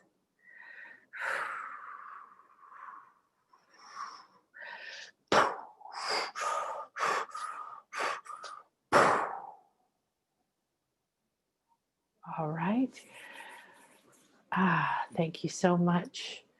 Um, If any of you want to go deeper with what you've had, contact Donna and we can talk about what's the optimal way, because the readings are an hour. If you want to go on a deeper reading, please do. But I have other journeys where we go deeper and we travel and we do a lot of these, maybe reconnect with this group, or we reactivate the codes, or who knows what we'll find. So that's available. But right now, take what you're receiving and be with it, really be with it. And everybody who's feeling awakenings, quite obviously a theme right now today is Egypt, ancient Egypt. I'm very connected to that. I've been there several times, I've been on and led retreats there as well. And we have some of that energy here, of course, in Isis. But it's so strong with both of these two beautiful beings we've just done. It's quite amazing. Okay, next.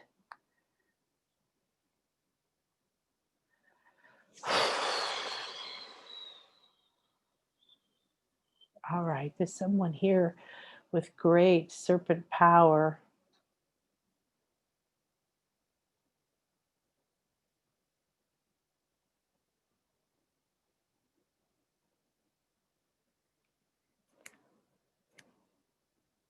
Ebony. Ebony? I think that's it. Let me see if I can see that here. Ebony. Ebony Allen. Blessings. Namaste. Welcome, Ebony. What a beautiful name. There's a lot of power in your name. There's a lot of power in your name. Obviously, you resonate with black rocks, which is really powerful. This is shungite. This is obsidian. This is another black stone. This is some more obsidian. And this is some here. Black stones are protective. They're healing. They pull out darkness. They pull out bruises. They pull out fears. They pull out dark energies like guilt and shame. They pull out agreements with curses and obligations. And they pull out from people so that they can breathe, that they can reveal, that you can relax, that you can receive. And this is part of your purpose. This is who you are. This is kind of what you embody, is this amazing ability to do this work. Having these stones, these consciousness of all of these stones, every black stone and white stones as well around you is very powerful. I'm seeing you sitting and meditating. I have black velvet on. This is my Pele outfit. And this is also some obsidian for the goddess sanctuary, because she's the volcano goddess. And I see you in this, like this black velvet, like this. In this incredible sphere, and the light is kind of, I can't move that, kind of a purple, deep purple glowing red around you. You need to manifest this. You need to recreate this, whether you physically have the light or not. This is what you need to call in. Then you need to create a circle around you of black crystals and white, anything white. So could be shells, right? Could be I love these unicorn shells. Could be moonstone, whatever. I actually don't have any other than those here. Very important though, just have one. You could have a crystal. I'm hearing like a clear crystal for that. And red. Something red is very important. One red thing. Might be a stone, but doesn't necessarily have to be. You need to hold it in your left palm, and you need to hold it here. Again, we're seeing that, and I know that this is very, in the readings and the other work I'm doing with my private clients and with the classes, we see this, that receiving is really important, right? But the palm chakras have to get awakened because it's part of the crown. And then when they connect like this, you create a gateway of energy, right? And you have your powers expand. You start to tune into your intuitive powers. If you're interested in a class on accessing your intuitive powers, your skills, your psychic skills and all that, that keeps coming to me this last 3 weeks, 2 weeks or so in dreams in different ways. I think that we're going to have one, but if you're interested, send an email or say yes here, or say something to Donna. Let's see what we have. Something red. It looks like a rose. Then it looks like an open rose. Then it looks like a wood rose. Then it looks like a straw rose. It keeps changing in different rose configurations. Stone, a rose stone. Boy, there's a lot of heat here too, honey. You have a lot of heat. I'm sweating. Holy moly. Put this over here. I'm going to put this here.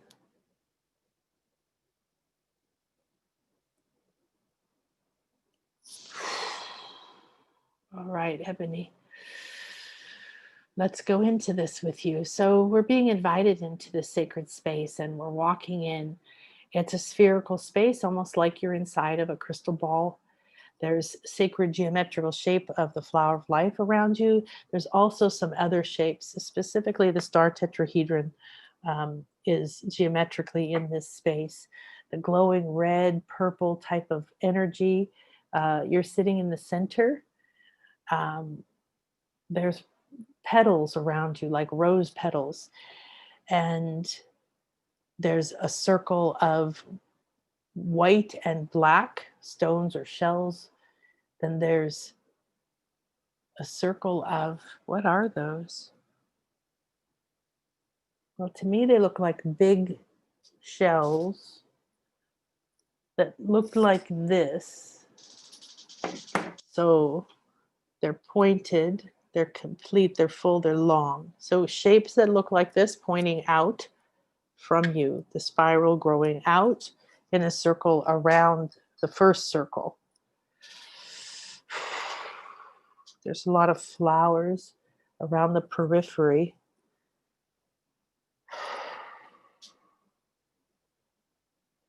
You hold an enormous amount of divine feminine energy. And this energy is nestled and anchored inside of your strength, your ability to hold a strong space, to organize, to create, to get things done. But you haven't felt whole. This space has held the divine feminine and a lot of your gifts. And the strength out here has been working to create a structure for you. There is a synergy between these two parts of you. You are, in fact, have an inner level of very good balance. However, your this really moving in and embracing this is going into what you would perceive the dark. Now remember, dark and light are just two sides of a coin. It's yin and yang. We can use the word dark for heavy energy states, low frequency energy states like guilt, shame, fear, depression, grief, regret, anger, victimhood, craving, all of those, right? That's going into the dark. Is you go in and you receive and accept those energies and see what's inside of it to find the light. You're a master of this. You're a master of that, navigating the dark. Because you have such a strong affinity to these dark stones, they travel with you. They're also in your crown. There's a lot of movement now, like this sphere that you're in, this sacred space you're in is moving through time and space. And it's very serene inside. You're sitting as if a Buddha in this very serene space while you're moving through time and space. You're always protected. You're always shrouded and guided when you need to be.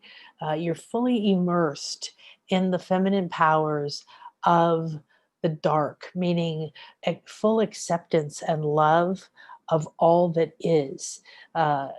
Every part of you that has fallen prey or experienced betrayal or fear, guilt or shame, anger, depression, helplessness, slavery, anything of those is where your power lies. And now it's time for you to use this, the power to travel to these places, to go to these parts of you, to reclaim the power within.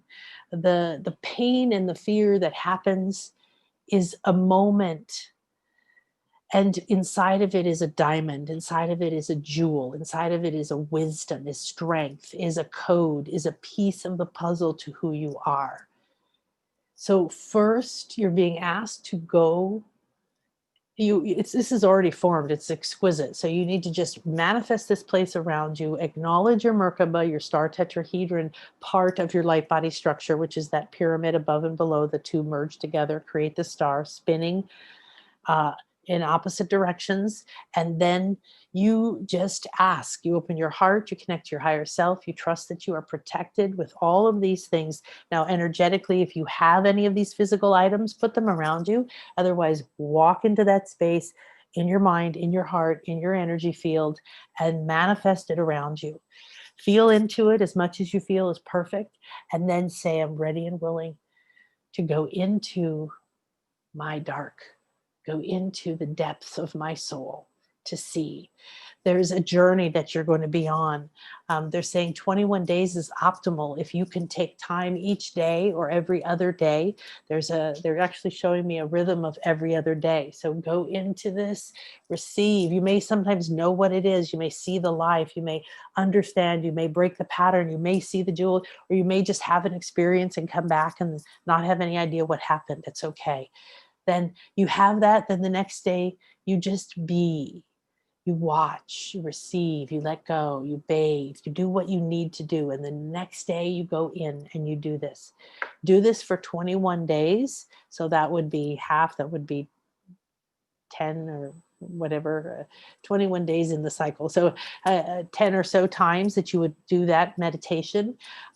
If you can journal in between it, let me know if you want any help. But this is, you're ready. A lot of what's coming forward for you, everyone here is, oh, good, you're here. We're ready. Get in. Let's go. Boom, and off you go. Because we've been training. We've been going through the pains and the ups and the downs and the trying to be someone else and all the things that we've had in this life and other lives. And now we're complete with that story. It's like the book is shut. So for you, you have strength on both sides, but you have an affinity to the dark, which also means that in whatever it is you choose to do, once you have gone through this is an important initiation process for you into this year. Is to go through this, love and nurture yourself, call on the goddess energy, call on the feminine energy, call on the nurturing, loving energies, okay? Help them nurture you through this process. Going and looking at our shadows is not easy, and it's so freeing, it's so empowering, it's so worth it, okay? As you do this, as you move through this, you will be birthed into a new you. And then you're going to know how you can apply this powers that you have of your affinity to these dark stones, these dark energies, because I believe that you're going to awaken your powers to see, and in whatever way that means. I don't mean necessarily your vision, but see meaning perceive, okay? You're going to be able to see through darkness. That means see through other people's fears, see through other people's manipulations, see through things that are trying to be shrouded from you, because the fear on this planet is shrouding truth, right? It's shrouding beauty and happiness and harmony and all the good things that are happening right now. It's being shrouded, so most people can't see it. You can see through that, and you may use that talent for others, with others, but in some way, but you will know. To not make a lot of decisions in the next 21 days just because you're going through a very important process, and Kukulkan Khan would like to be with you. Look that up, Kukulkan Khan. It's Kulkan. It's the Maya god of, he's a serpent with feathers, and he's the pathway to enlightenment. Basically shed the old, right? And when you emerge, because he'll show you that going back and forth, he's going to show you, you're going to emerge from him, you gain your feathers, because his head is feathered. So you reclaim your feathers, your connection to source, your awakened crown, your connection to spirit, and to see into other realms, and to move energies, and to sense energies, and to enter your multidimensional reality, which is the truth of who you are. It is very important. Welcome, Ebony. Welcome, Ebony.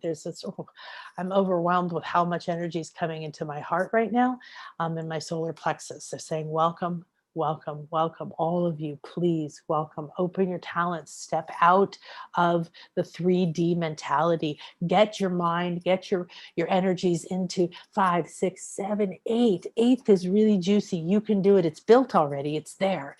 Keep unplugging and keep reactivating who you truly are.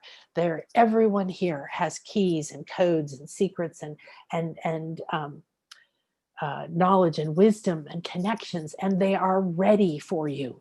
So opening, relaxing, and biggest of all, just decide to accept that you are this, accept that this is what's happening, accept that you are going to let go, that you're going to come into harmony, that you'll transcend it all, that you're surrounded in compassion and in love. Namaste. What powerful work. What powerful work. What powerful work you're all doing. Thank you so much. All right, hang on here.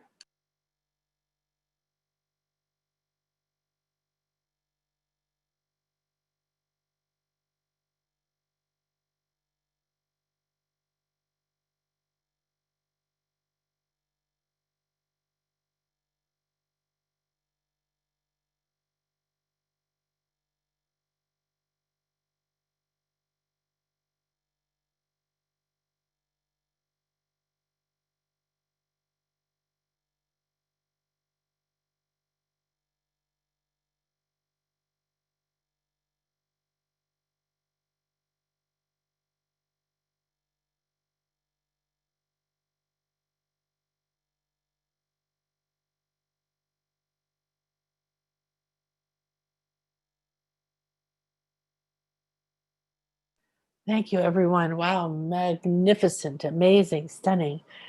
Staying in the flow. There's a few more that are going to come through. Let's see here.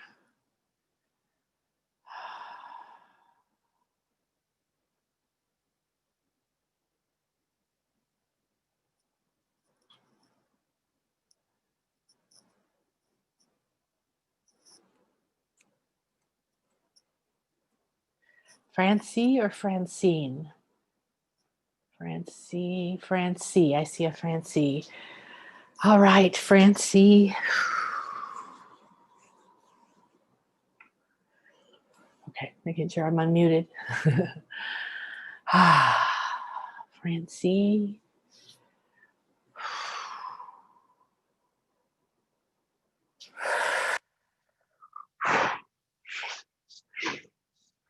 Wow.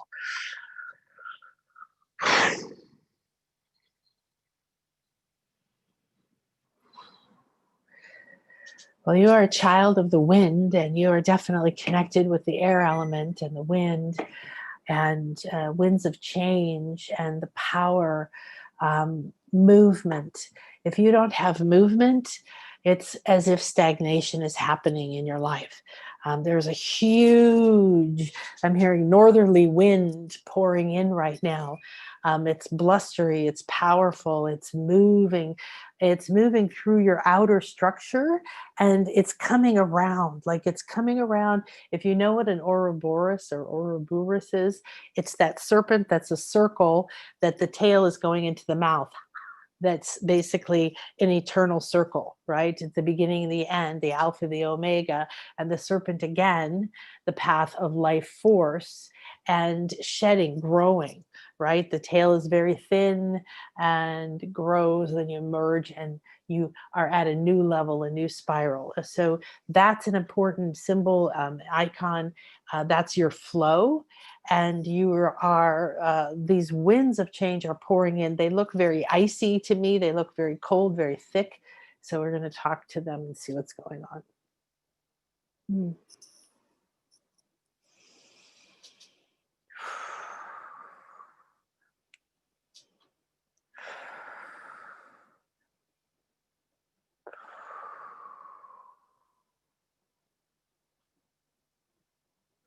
All right, Francie, you're frozen. There's a part of you that is frozen. It is almost as if you stretched out your wings, you stretched out your wings, you stretched out your wings. And just as they were reaching their peak and you were ready to dive off, to fly into your new skills, your new life, your new powers, your new thoughts, whatever it is, energetically, you froze. It was just like literally frozen, like to ice. And the icicles on it show that it's been a little while. However, it's also this cold wind that just blew in to stop you. It looked a little bit like an escape, and it looked a little bit like just gently blossoming into who you are. So you've had several times this life when you've begun to step into who you are, you've begun to expand into something that's um, more of your subtle realm skills, your feminine energy skills, your psychicness. You have a natural affinity for expanding, for freedom, for flight, for soaring, for connecting to spirit, to reaching into the spirit realm and bringing back energies. You have a little bit of the logic container that you can bring these energies into, that can form them, but a bigger skill for you is this expansiveness. And so, if there's not expansiveness in your life, you feel stuck and frozen. And you have a tendency for this cold wind to blow in, stop at some point. And so, I can see 3 times when you were a child where you went stop, you were living full and free and dancing and playing with nature and really in your energies, and something blew in and you froze and you stopped. And that was your first disconnect from some of your divine patterns and powers. That looks like it was around 3, maybe 2 years old. There's one at 5 and one at 7.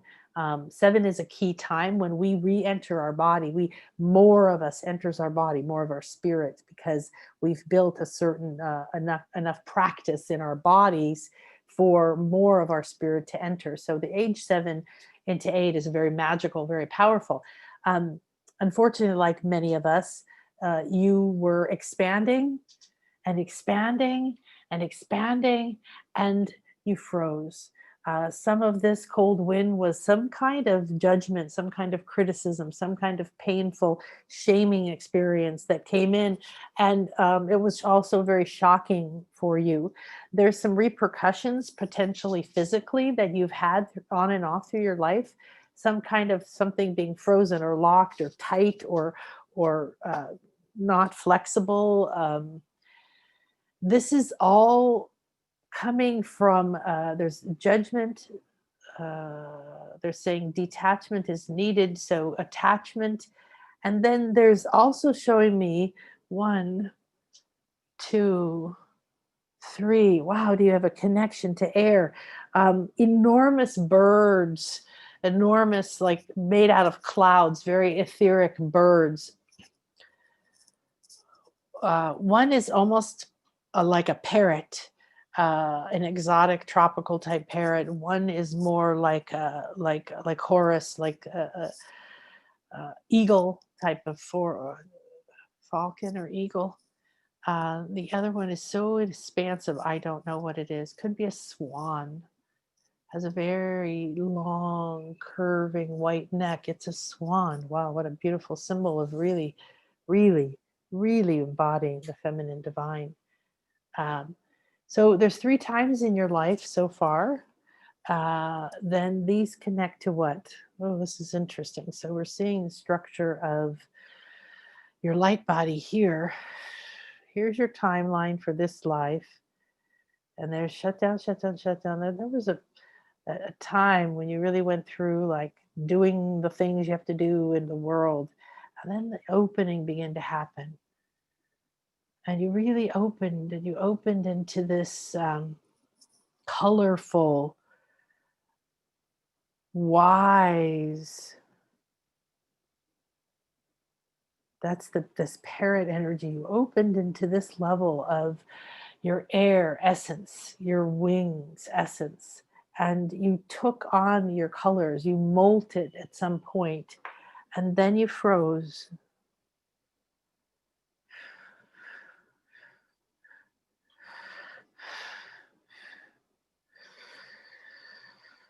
Well, I'm seeing this one goes really deep.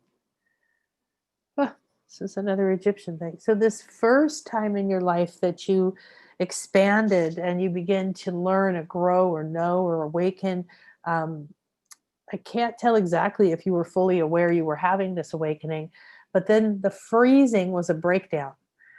Something broke down, something ended in your life, a relationship, a job, or something like that. There was just this, and you froze energetically because there was a disconnect, a lack of trust.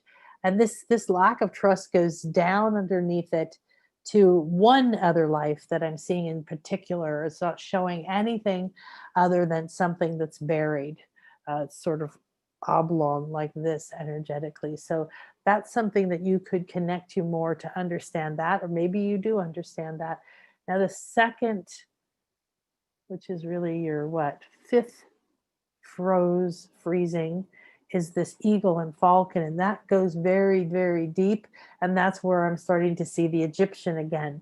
I'm seeing Egyptian carvings from pyramids and tombs deep down in here, a lot to do with the sun disk, the weighing of the heart, the feather, the traveling to another. When you died in ancient Egypt, your soul traveled to the afterlife, which was wonderful. But you had to weigh your heart against a feather. So you couldn't bring fear and anger and retribution and negativity and bad beliefs about yourself or anything. So all of these are down in here and they go very deep. So there's something that froze that stopped you from making that transition. Something that you carried that kept you from moving forward in this ancient Egyptian life. And you were somebody of uh, fair wealth or power because you had a real tomb. You had a real, they're buried underneath like that to the carved tomb above. Um, but you didn't make it across that. There was something you were carrying. They're saying a shame or a guilt, and you weren't willing to release it. And so you froze. And that happened here in this life again. This is manifesting through here in some way. There was some place that you weren't willing to release something that's holding you back.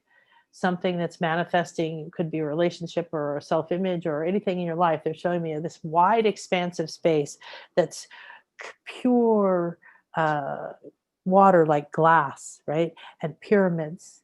And this is all your space. You have the ability to move, but this is time now to release anything that has stopped you in the past. And it's something that you've been carrying. It could be an obligation or a vow. It's something you're carrying forward that is keeping you from fully embodying your gifts, from fully letting go and soaring. So every time you get to this point, you stop. The last one is this swan, and they're showing me this is where you're going. So you're not there yet. There's a small bit between this last thing, but the path ends. But your beautiful essence, this beautiful swan, like etheric, light, cloud-like swan, huge, completely in beauty and flow, right? Think about grace, flow, that's divine feminine flow, and fully embodying that beauty, accepting who you are, accepting that you are designed this way, accepting that you have this kind of magnificence, regardless of what anyone else thinks. But you have to let go of that block. You have to let go of that thing you're holding on to because you can't fully embody this. So the good thing is it's here and it's waiting for you. It's like it's docked at the pier of this incredible lake. It has these divisions that almost look like, if you looked at it from above, it would be some kind of sacred shape grid, and these flat calm waters, and then a pyramid, and then a pyramid. And the pyramids aren't stone, they're made of glass and stone and crystal, and some of them are see-through. And it's a very fascinating landscape that you have here. But again, you know how to expand. It's time for you to trust and walk completely through your expansion, completely in, not freeze, not let anything else stop you. If a fear comes up, accept it, embrace it, release it, and go back to expanding. Each time these come up, this is the time to acknowledge them, to accept them, to take the jewel out of the fear, to let it go. And you're going to find at the core, there's a very strong agreement you made to carry this, and you felt like you were betraying someone if you let it go. So you're not betraying anyone. You're not abandoning anyone. You're not, if you have people you love and you want to be happy and they are feeling like that's inappropriate right now because things are bad, you have to let that go and be happy, or you're not going to integrate your essence. You have to let them go, honor them. Honor the people. Give back this gift that you took on for someone else. You've carried it far. And now it's time for you to glide across this field of abundance to the temples of light and crystal that are part of who you are. Thank you, thank you, thank you. Namaste. Wow, you guys are amazing. Oh my gosh, it's 12:12. All right, give me a second to cleanse.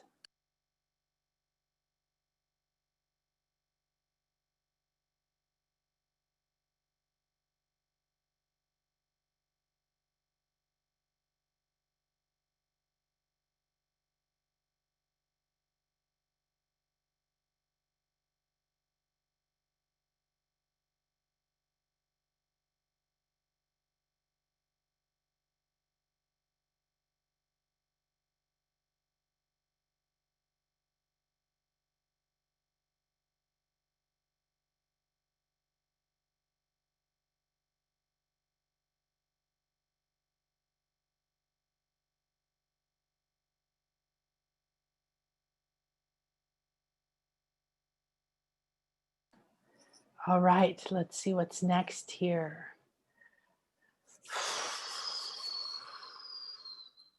Ebony says, wow, that was beautiful. Thank you so much. You're so welcome, sweetie. Fascinating. Sherry said, hi, sweetie. Deep Shika, thank you so much for the reading, Akasha. This is the third time I've received a reading from you through these live videos. I couldn't attend the fourth, and you yet received that info that I wanted by landing at the right timestamp in the YouTube video. Fantastic. Just want to say it is so incredibly generous of you to be offering such potent readings and making it accessible for all. Thank you for the generosity, the power of it, as well as the frequency of these offerings, deep meditations, and the readings. You're welcome. Namaste. Thank you for coming. Thank you for being so aligned. Thank you, Peg. All right, let's see who's... I'm not quite used to my glasses yet.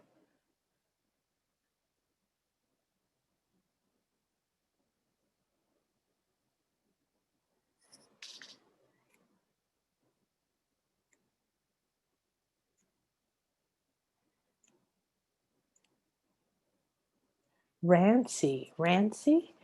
I think that's what I saw. Rancy. Thank you, Francie.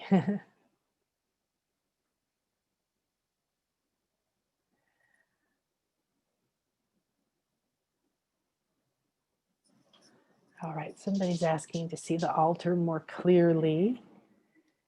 So let's see if we can do that. I could probably bring you up here.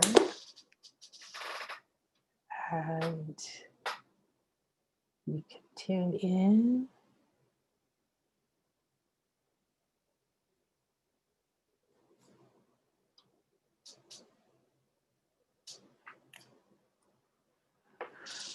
I like that. Thank you. Thank you for asking. All right, so we're going to do a few more. I text my client, and I have a private client next, and asked if we could wait to start and do a few more of these. Okay, so Rancy.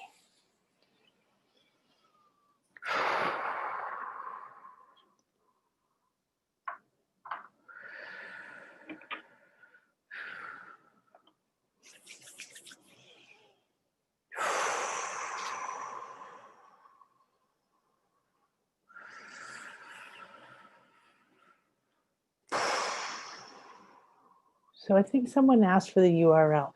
It's nanakasha.com. So nanakasha.com. It should be in the YouTube channel description. And if you're on my list, nanakasha.com, get on the list so you get the notifications for these kinds of things. It'll be in the replay as well. /reading. So nanakasha.com/reading. You can go to my shop. If you go to nanakasha.com, there's this thing that says shop. You can click there. Or you can go to shop.nanakasha.com and you'll see the goddess sanctuary there. I would love to all of you to be there, and as we create this incredible journeys with the goddesses, their journeys and messages and all kinds of great stuff. And if you would like a reading. Okay. See, is there anything else anybody asked?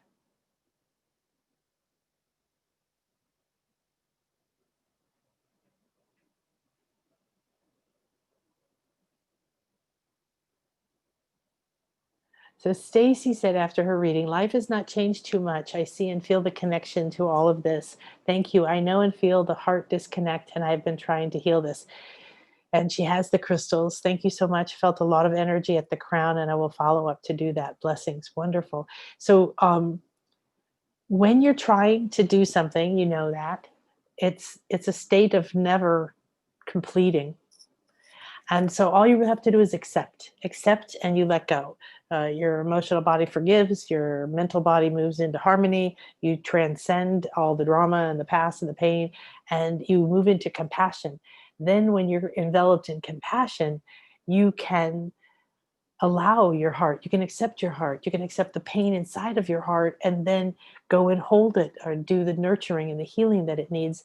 And then you can allow it to open. So when you know that you have a disconnect, like I've been hearing for over 10 years, get more into your feminine flow, get more into your divine feminine. Well, even before that, to be honest.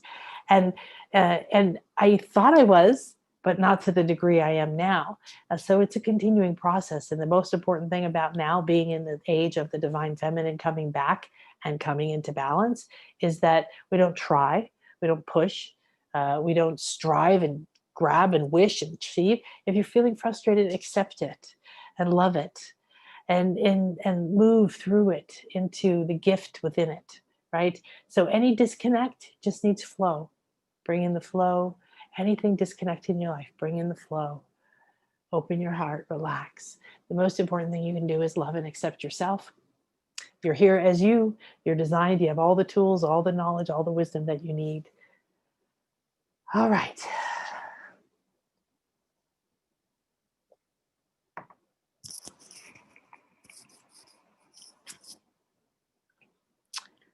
Rancy.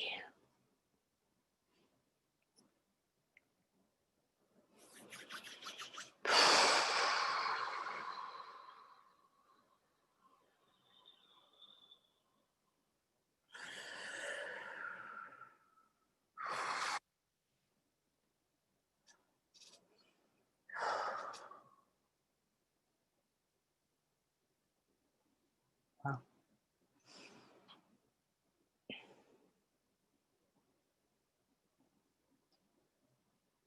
So Pachamama, earth, Gaia, nature, stone especially, very important for you. Immediately seeing a structure, a light structure, that's the outline, right, of you on a throne with the arms like this, this big arms up on these and solid and enormous and rounded and even though it's the outline is in light, you have a strength to your nature and a readiness for you to be there. You have a part of you that's already gone back and sat on your throne. What I mean by that is your crown chakra has to be occupied, has to be opened, has to be in flow for you to receive communication with your higher self, for your pineal to open to all the different realms and be a receiver, to talk to the animals, to receive guidance and wisdom and whatever, everything, right? We are a receiver and a transformer. So just watching It's amazing. It's like an enormous mountain of stone. Your higher self is showing me that you have this very solid, um, very anchored. It reminds me a little bit of a Buddha, but it's not a Buddha. It's very Pachamama-y, meaning like Andean or indigenous feeling to it, extremely connected to nature. And there's an ancientness to this part of you.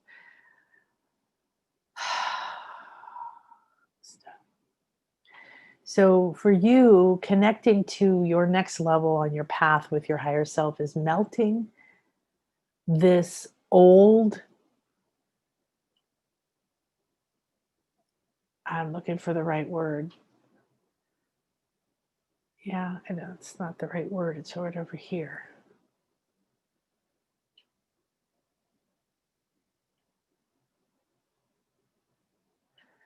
So something has been carved in stone, embedded in stone, and it is you sitting in your throne, in your crown, owning your power, being the one uh, that's occupying the place that is consciously living this life. But it is not moving. There's no flow. There's no connection from the above and the below. It hasn't been seeded or nurtured. It's become like stone because it's strong, but also there's just no longer, no matter how I look, there's not a movement to it. So what I'm seeing is that this is in your light body up here. And it's something that when you decide, when you choose, and decision and choosing is usually an emotional and energetic thing, right? Ah, I'm ready and willing. Ah, I'm open and receptive. Just step back into the seat of power to own my truth, my royalty, my powers, the things that I am beyond anything that I believed was possible. That part of me that thinks I'm not good enough, that agreed to all these incarnations, all these different experiences of lack and littleness and not enoughness, maintaining almost like a caretaker, this bigger part of you, keeping it there, safe, solid. Now it's ready to come to life, like rains of the silver ray coming down on you. So, in order to soften and open that and step back into that for you, you want to draw on the silver ray like a waterfall of silver light and energy pouring down. See it pouring down over this enormous mountain-sized stone structure, like a giant seated person with the arms on the throne, very solid, enormous, pouring down. And first, just over it. Okay, so feel this now, and you're going to repeat this every day for 3 days. Then you're going to take a deeper look and see what's the next step you're going to take with the silver ray. So it's first, it's just like a waterfall. It's like an enormous rain coming down, and it's pouring over the crown and the forehead and the nose, and it's pouring over the cheeks and the throat and down the arms, down the legs into the feet.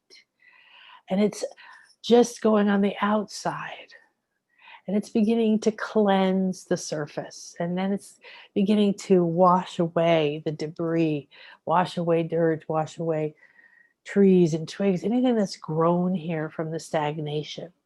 And then you're going to breathe deeper and allow that silver goddess ray to continue to move over you, but to now move through you. So invite it to come down into your crown and move through your physical body and feel it. Brain, eyes, skin, jaws, throat, shoulders, arms, hands, all the organs, the spine, the blood, the cells, the DNA, all the way down through the body. Then you're going to spend a few minutes doing that. You're going to draw it in even deeper and breathe it out into your emotional field through your aura. You're going to invite the silver goddess ray to come and cleanse through your emotional field. There's a lot to let go of there. about owning your own authority, being the authority in your life, being willing to sit in that seat of power, being willing to make choices and decisions for yourself, trusting yourself. And then lastly, breathe in the silver goddess ray again and ask it to pour through the mind and through the core of your light body, the chakras, the subtle bodies, through your pillar of light, your rainbow bridge, your rainbow light body, out through the flower of life, your Akashic ascension through sphere, out through every part of you. When you go to bed, you're going to ask for this silver goddess ray to continue to clear, cleanse, purify, nourish, and renew, and ultimately rejuvenate this. I'm already seeing some movement. Beautiful. Namaste.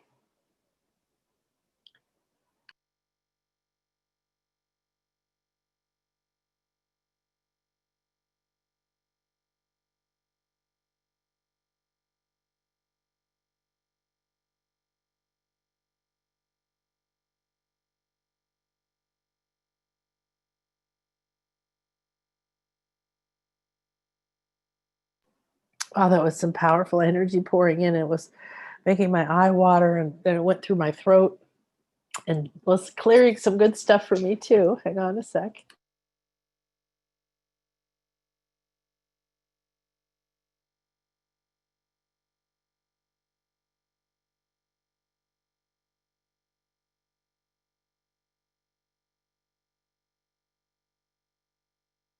So let's all of us here receive this silver goddess ray, this fountain of light. Feel it coming down over you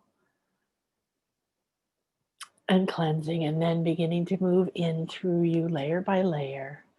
Soft like water, finding the path of least resistance, dissolving and softening, nothing forced, everything beautiful.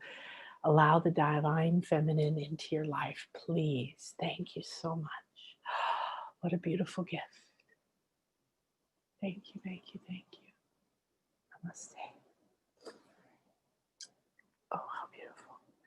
Yes, I hear you. There's someone calling right now. Who is it? Oh, thank you, Rancy.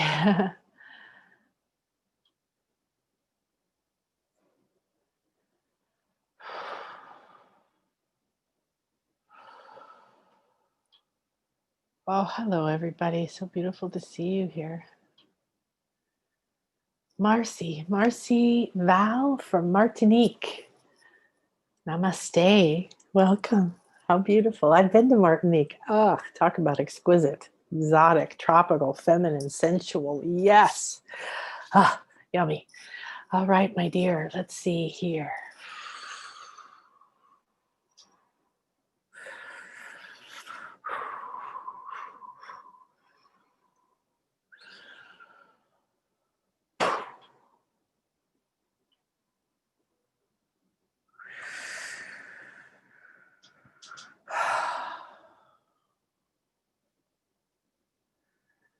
Well, it's enormous wings that first opened up when I tuned into your light body. Just enormous wings, but they're like this, like closed, like a bud.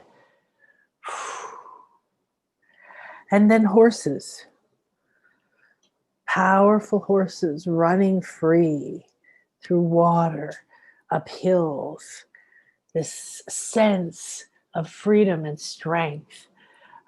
Freedom, the wind in your hair.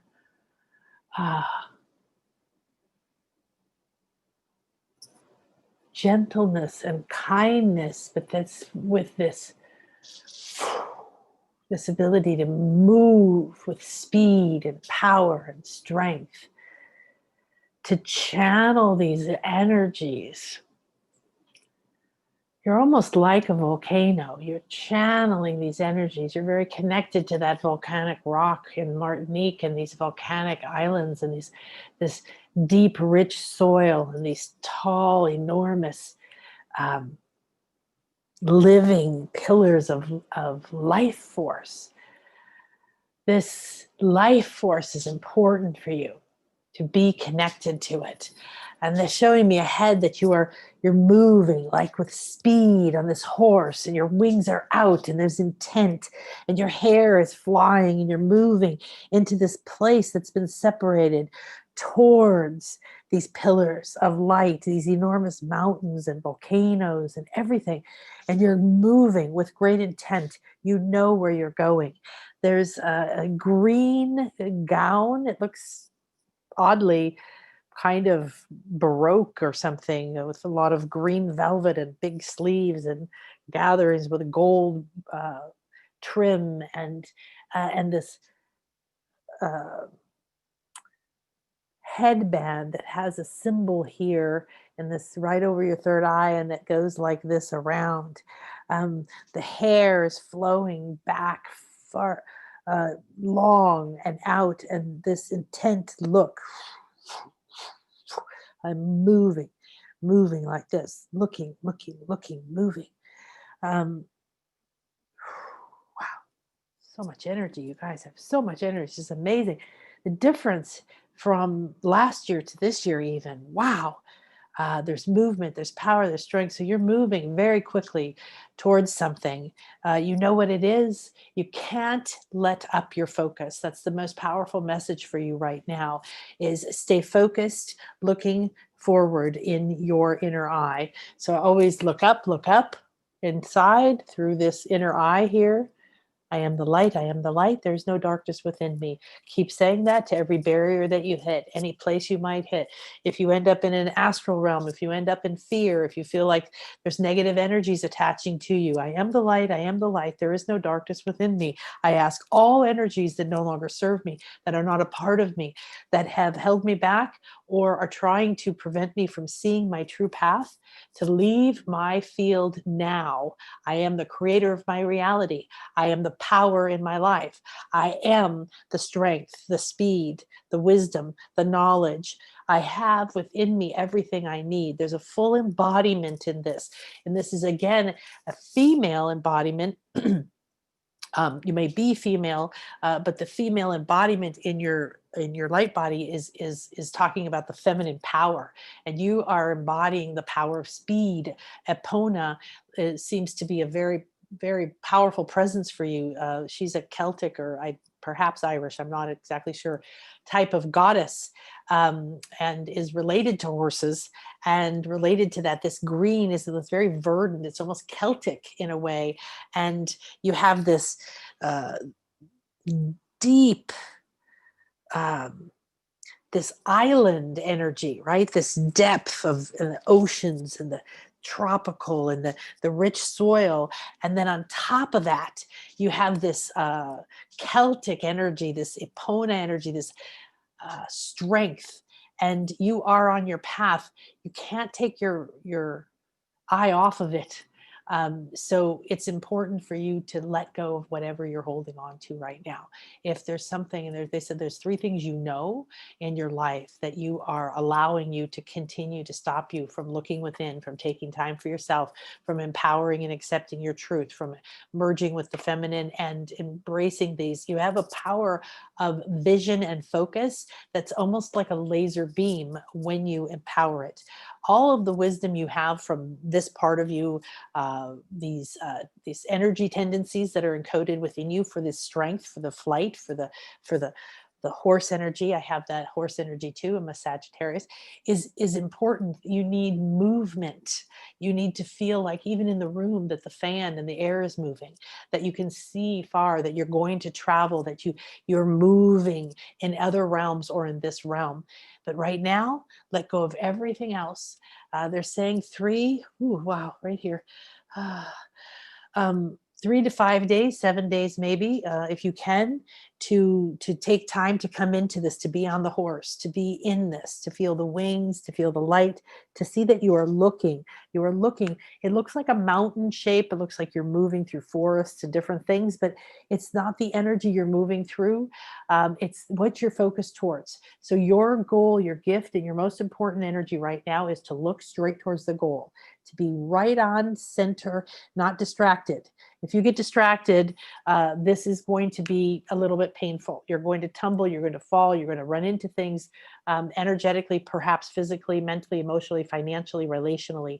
So like most of us right now, you don't have the luxury of sitting in your fears and playing lack and being less than it or doing any of the old routines. You've got to get on that horse and be with it. So spend 5 minutes minimum a day, I suggest, before you go to sleep, so that as you fall into sleep, you are aligned. Say this, touch your third eye and connect. Say, I am aligned. I am focused. I allow myself to awaken this power, to step into this power, to get on the back of this fast moving, powerful part of me that has the strength, that has the skill, that has the wisdom to move through. And I am moving towards whatever this is. I trust my higher self, because as you're moving towards it, things are going to, it's going to be like shedding. Things are going to be moving into the past, but then they may repeat. So you might feel like you're getting close to something, and then it's like a game. You're suddenly back a little bit further, and then you're closer, and then you're back further. It doesn't matter. The timing of when you arrive at what it is, or when you know what it is important. So you have to let go of that and be the one who is focused. That means you're the receiver. That means you're the strength. That means you're bringing all of you with you. You know how to do this. So that sensation, you might want to look at videos of, you might go on YouTube and just Google horseback riding first person or something. And there's probably, or horses, like being a horse, that you can feel that energy, the strength moving up anything, down anything, through anything, and these huge wings. So it could be like a winged horse, but that's not how I'm seeing it. I'm seeing these as two parts of you.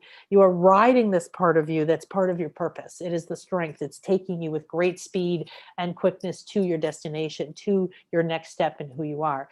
And your wings are unfolding as you're doing this. And it's just happening. Doesn't require you to do anything. So being in your feminine, staying focused, that means feminine is very powerful too. It's not all about laying around having orgasms and eating chocolate, right?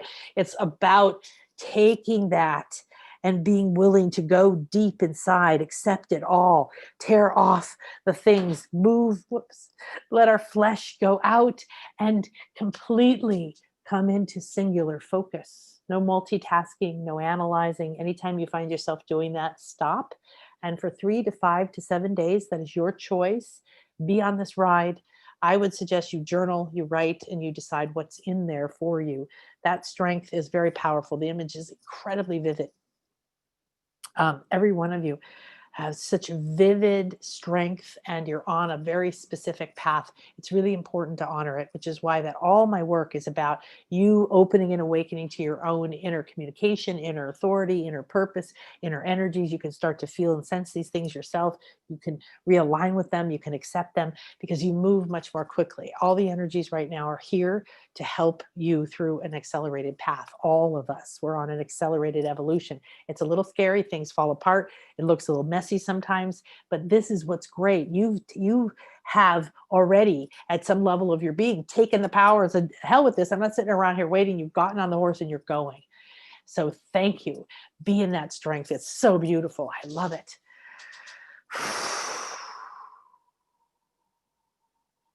That was who? Marcy Val. Namaste. Okay. We give great thanks for this moment and this gathering, and we call on the violet flame to come in and cleanse all of us. Release us from this matrix, from this gathering, from this space. May it be open yet unbroken. And the power of this space exist forever for all those who wish to come back to it, to reconnect to these energies, to receive these messages and these healings. Feel the violet flame now coming up through the temple, through your body, through your mind, through your light body, through your emotions, cleansing and clearing just like that. And reconnecting you to your divine purpose, your divine plan, transmuting the pain, the past, and everything that you've released or remembered today into the optimal flow.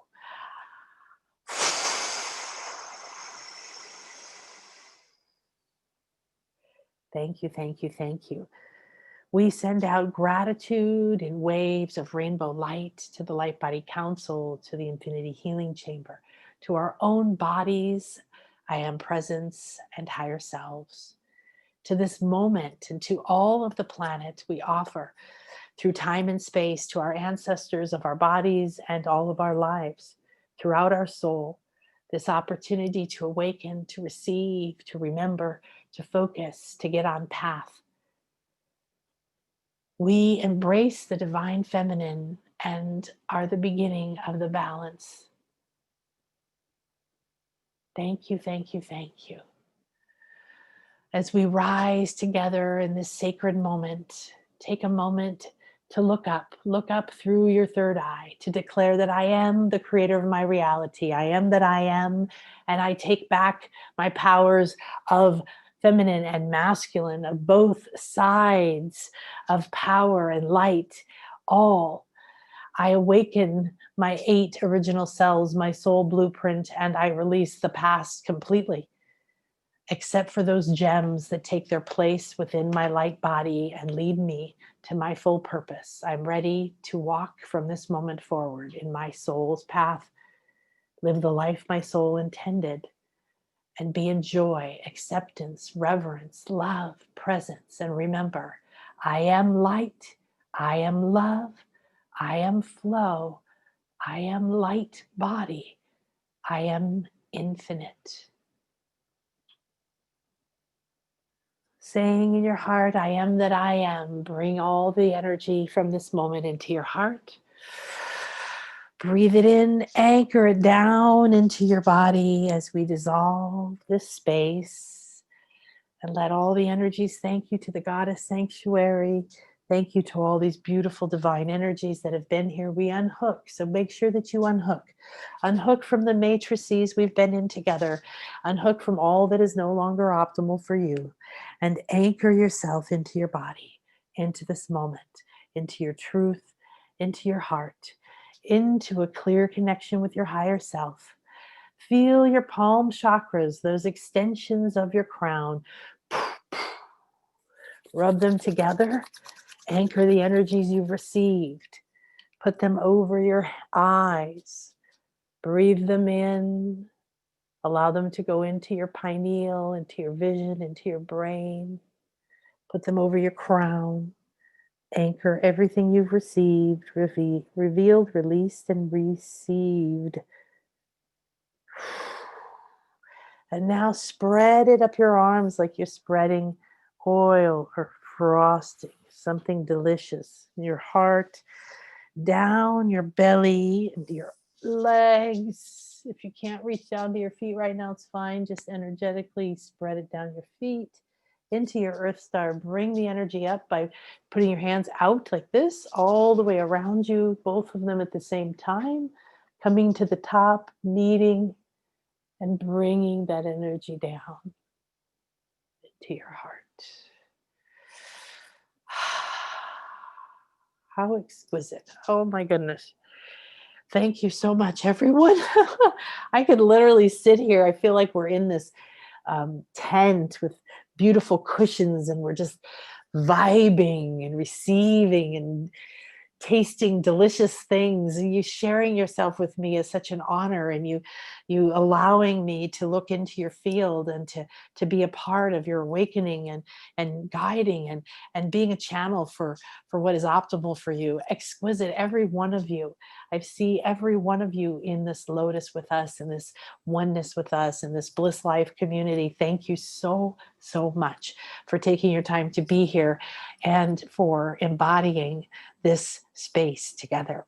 I hope I see you in the Goddess Salon, nanakasha.com/goddess, or in a soul reading or something else, perhaps a LightBody School, Infinity Light Weaving, or Soul Higher Self class. There's lots of goodies there for you. They're all there for your personal empowerment.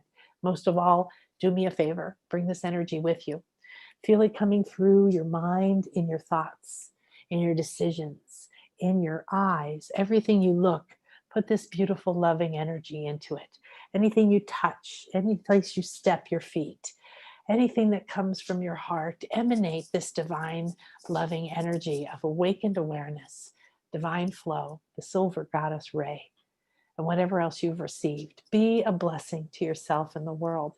Let go of judging and be present. This is where the abundance is. This is where the jewels are. This is where the beauty and the bliss is, even inside the grief and the pain. And I've had plenty too, and I understand. It's time to let it go. Let's come together. I'm going to give you all a big hug. Let's have a group hug.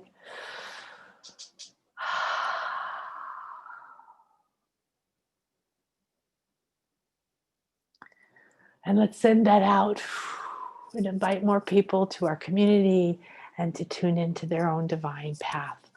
Have a beautiful and blessed day, everyone. Oh my goodness. I want to read all of this. Thank you, Sheila. Thank you, Maria. Thank you so much. Love to all. Marcy says, Pamela says, Sekhmet says you have a message for me. Please share it to me. Thank you. Barbara said this was beautiful. Thank you, Nan. God bless.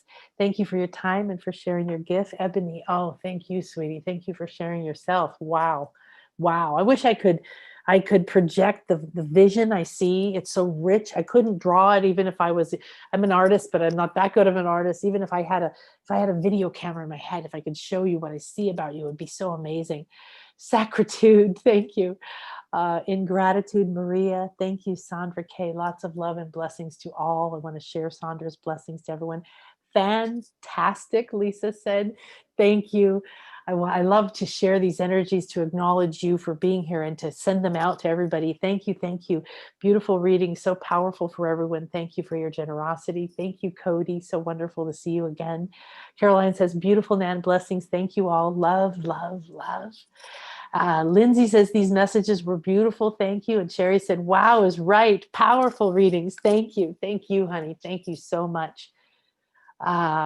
Marcy said, on point. Thank you so much. Staying focused is what I'm dealing with right now. Thank you. I don't have an ego about this.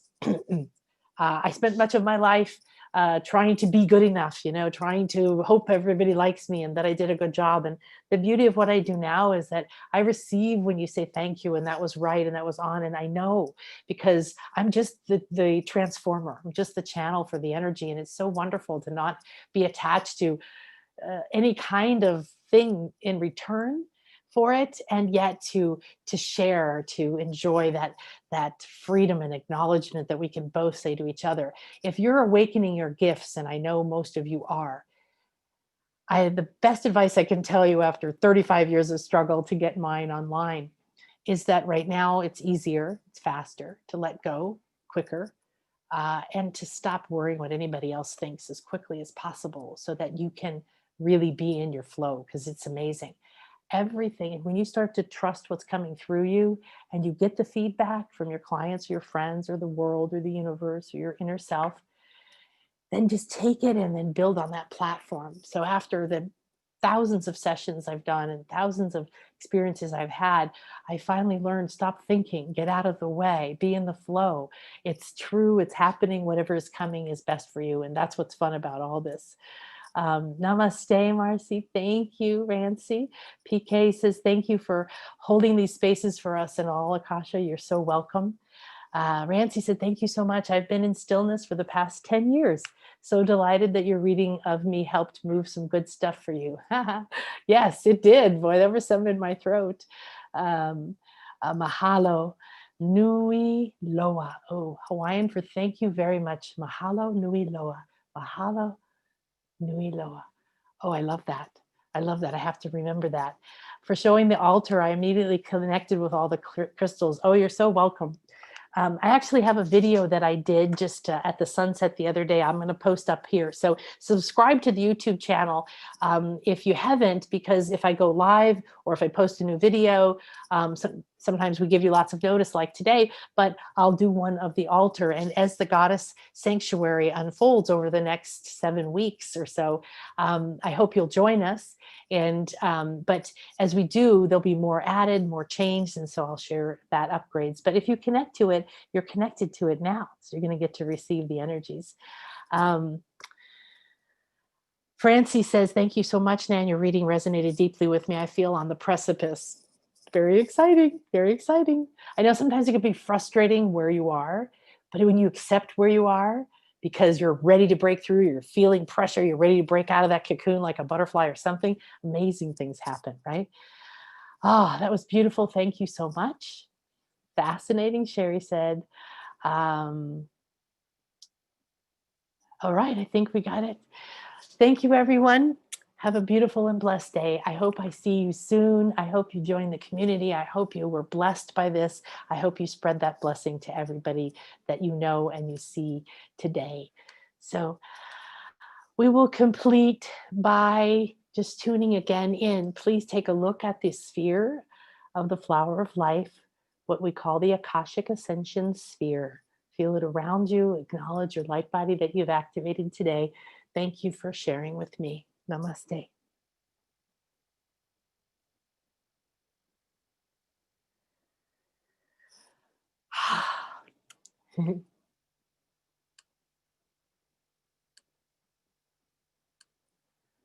All righty then.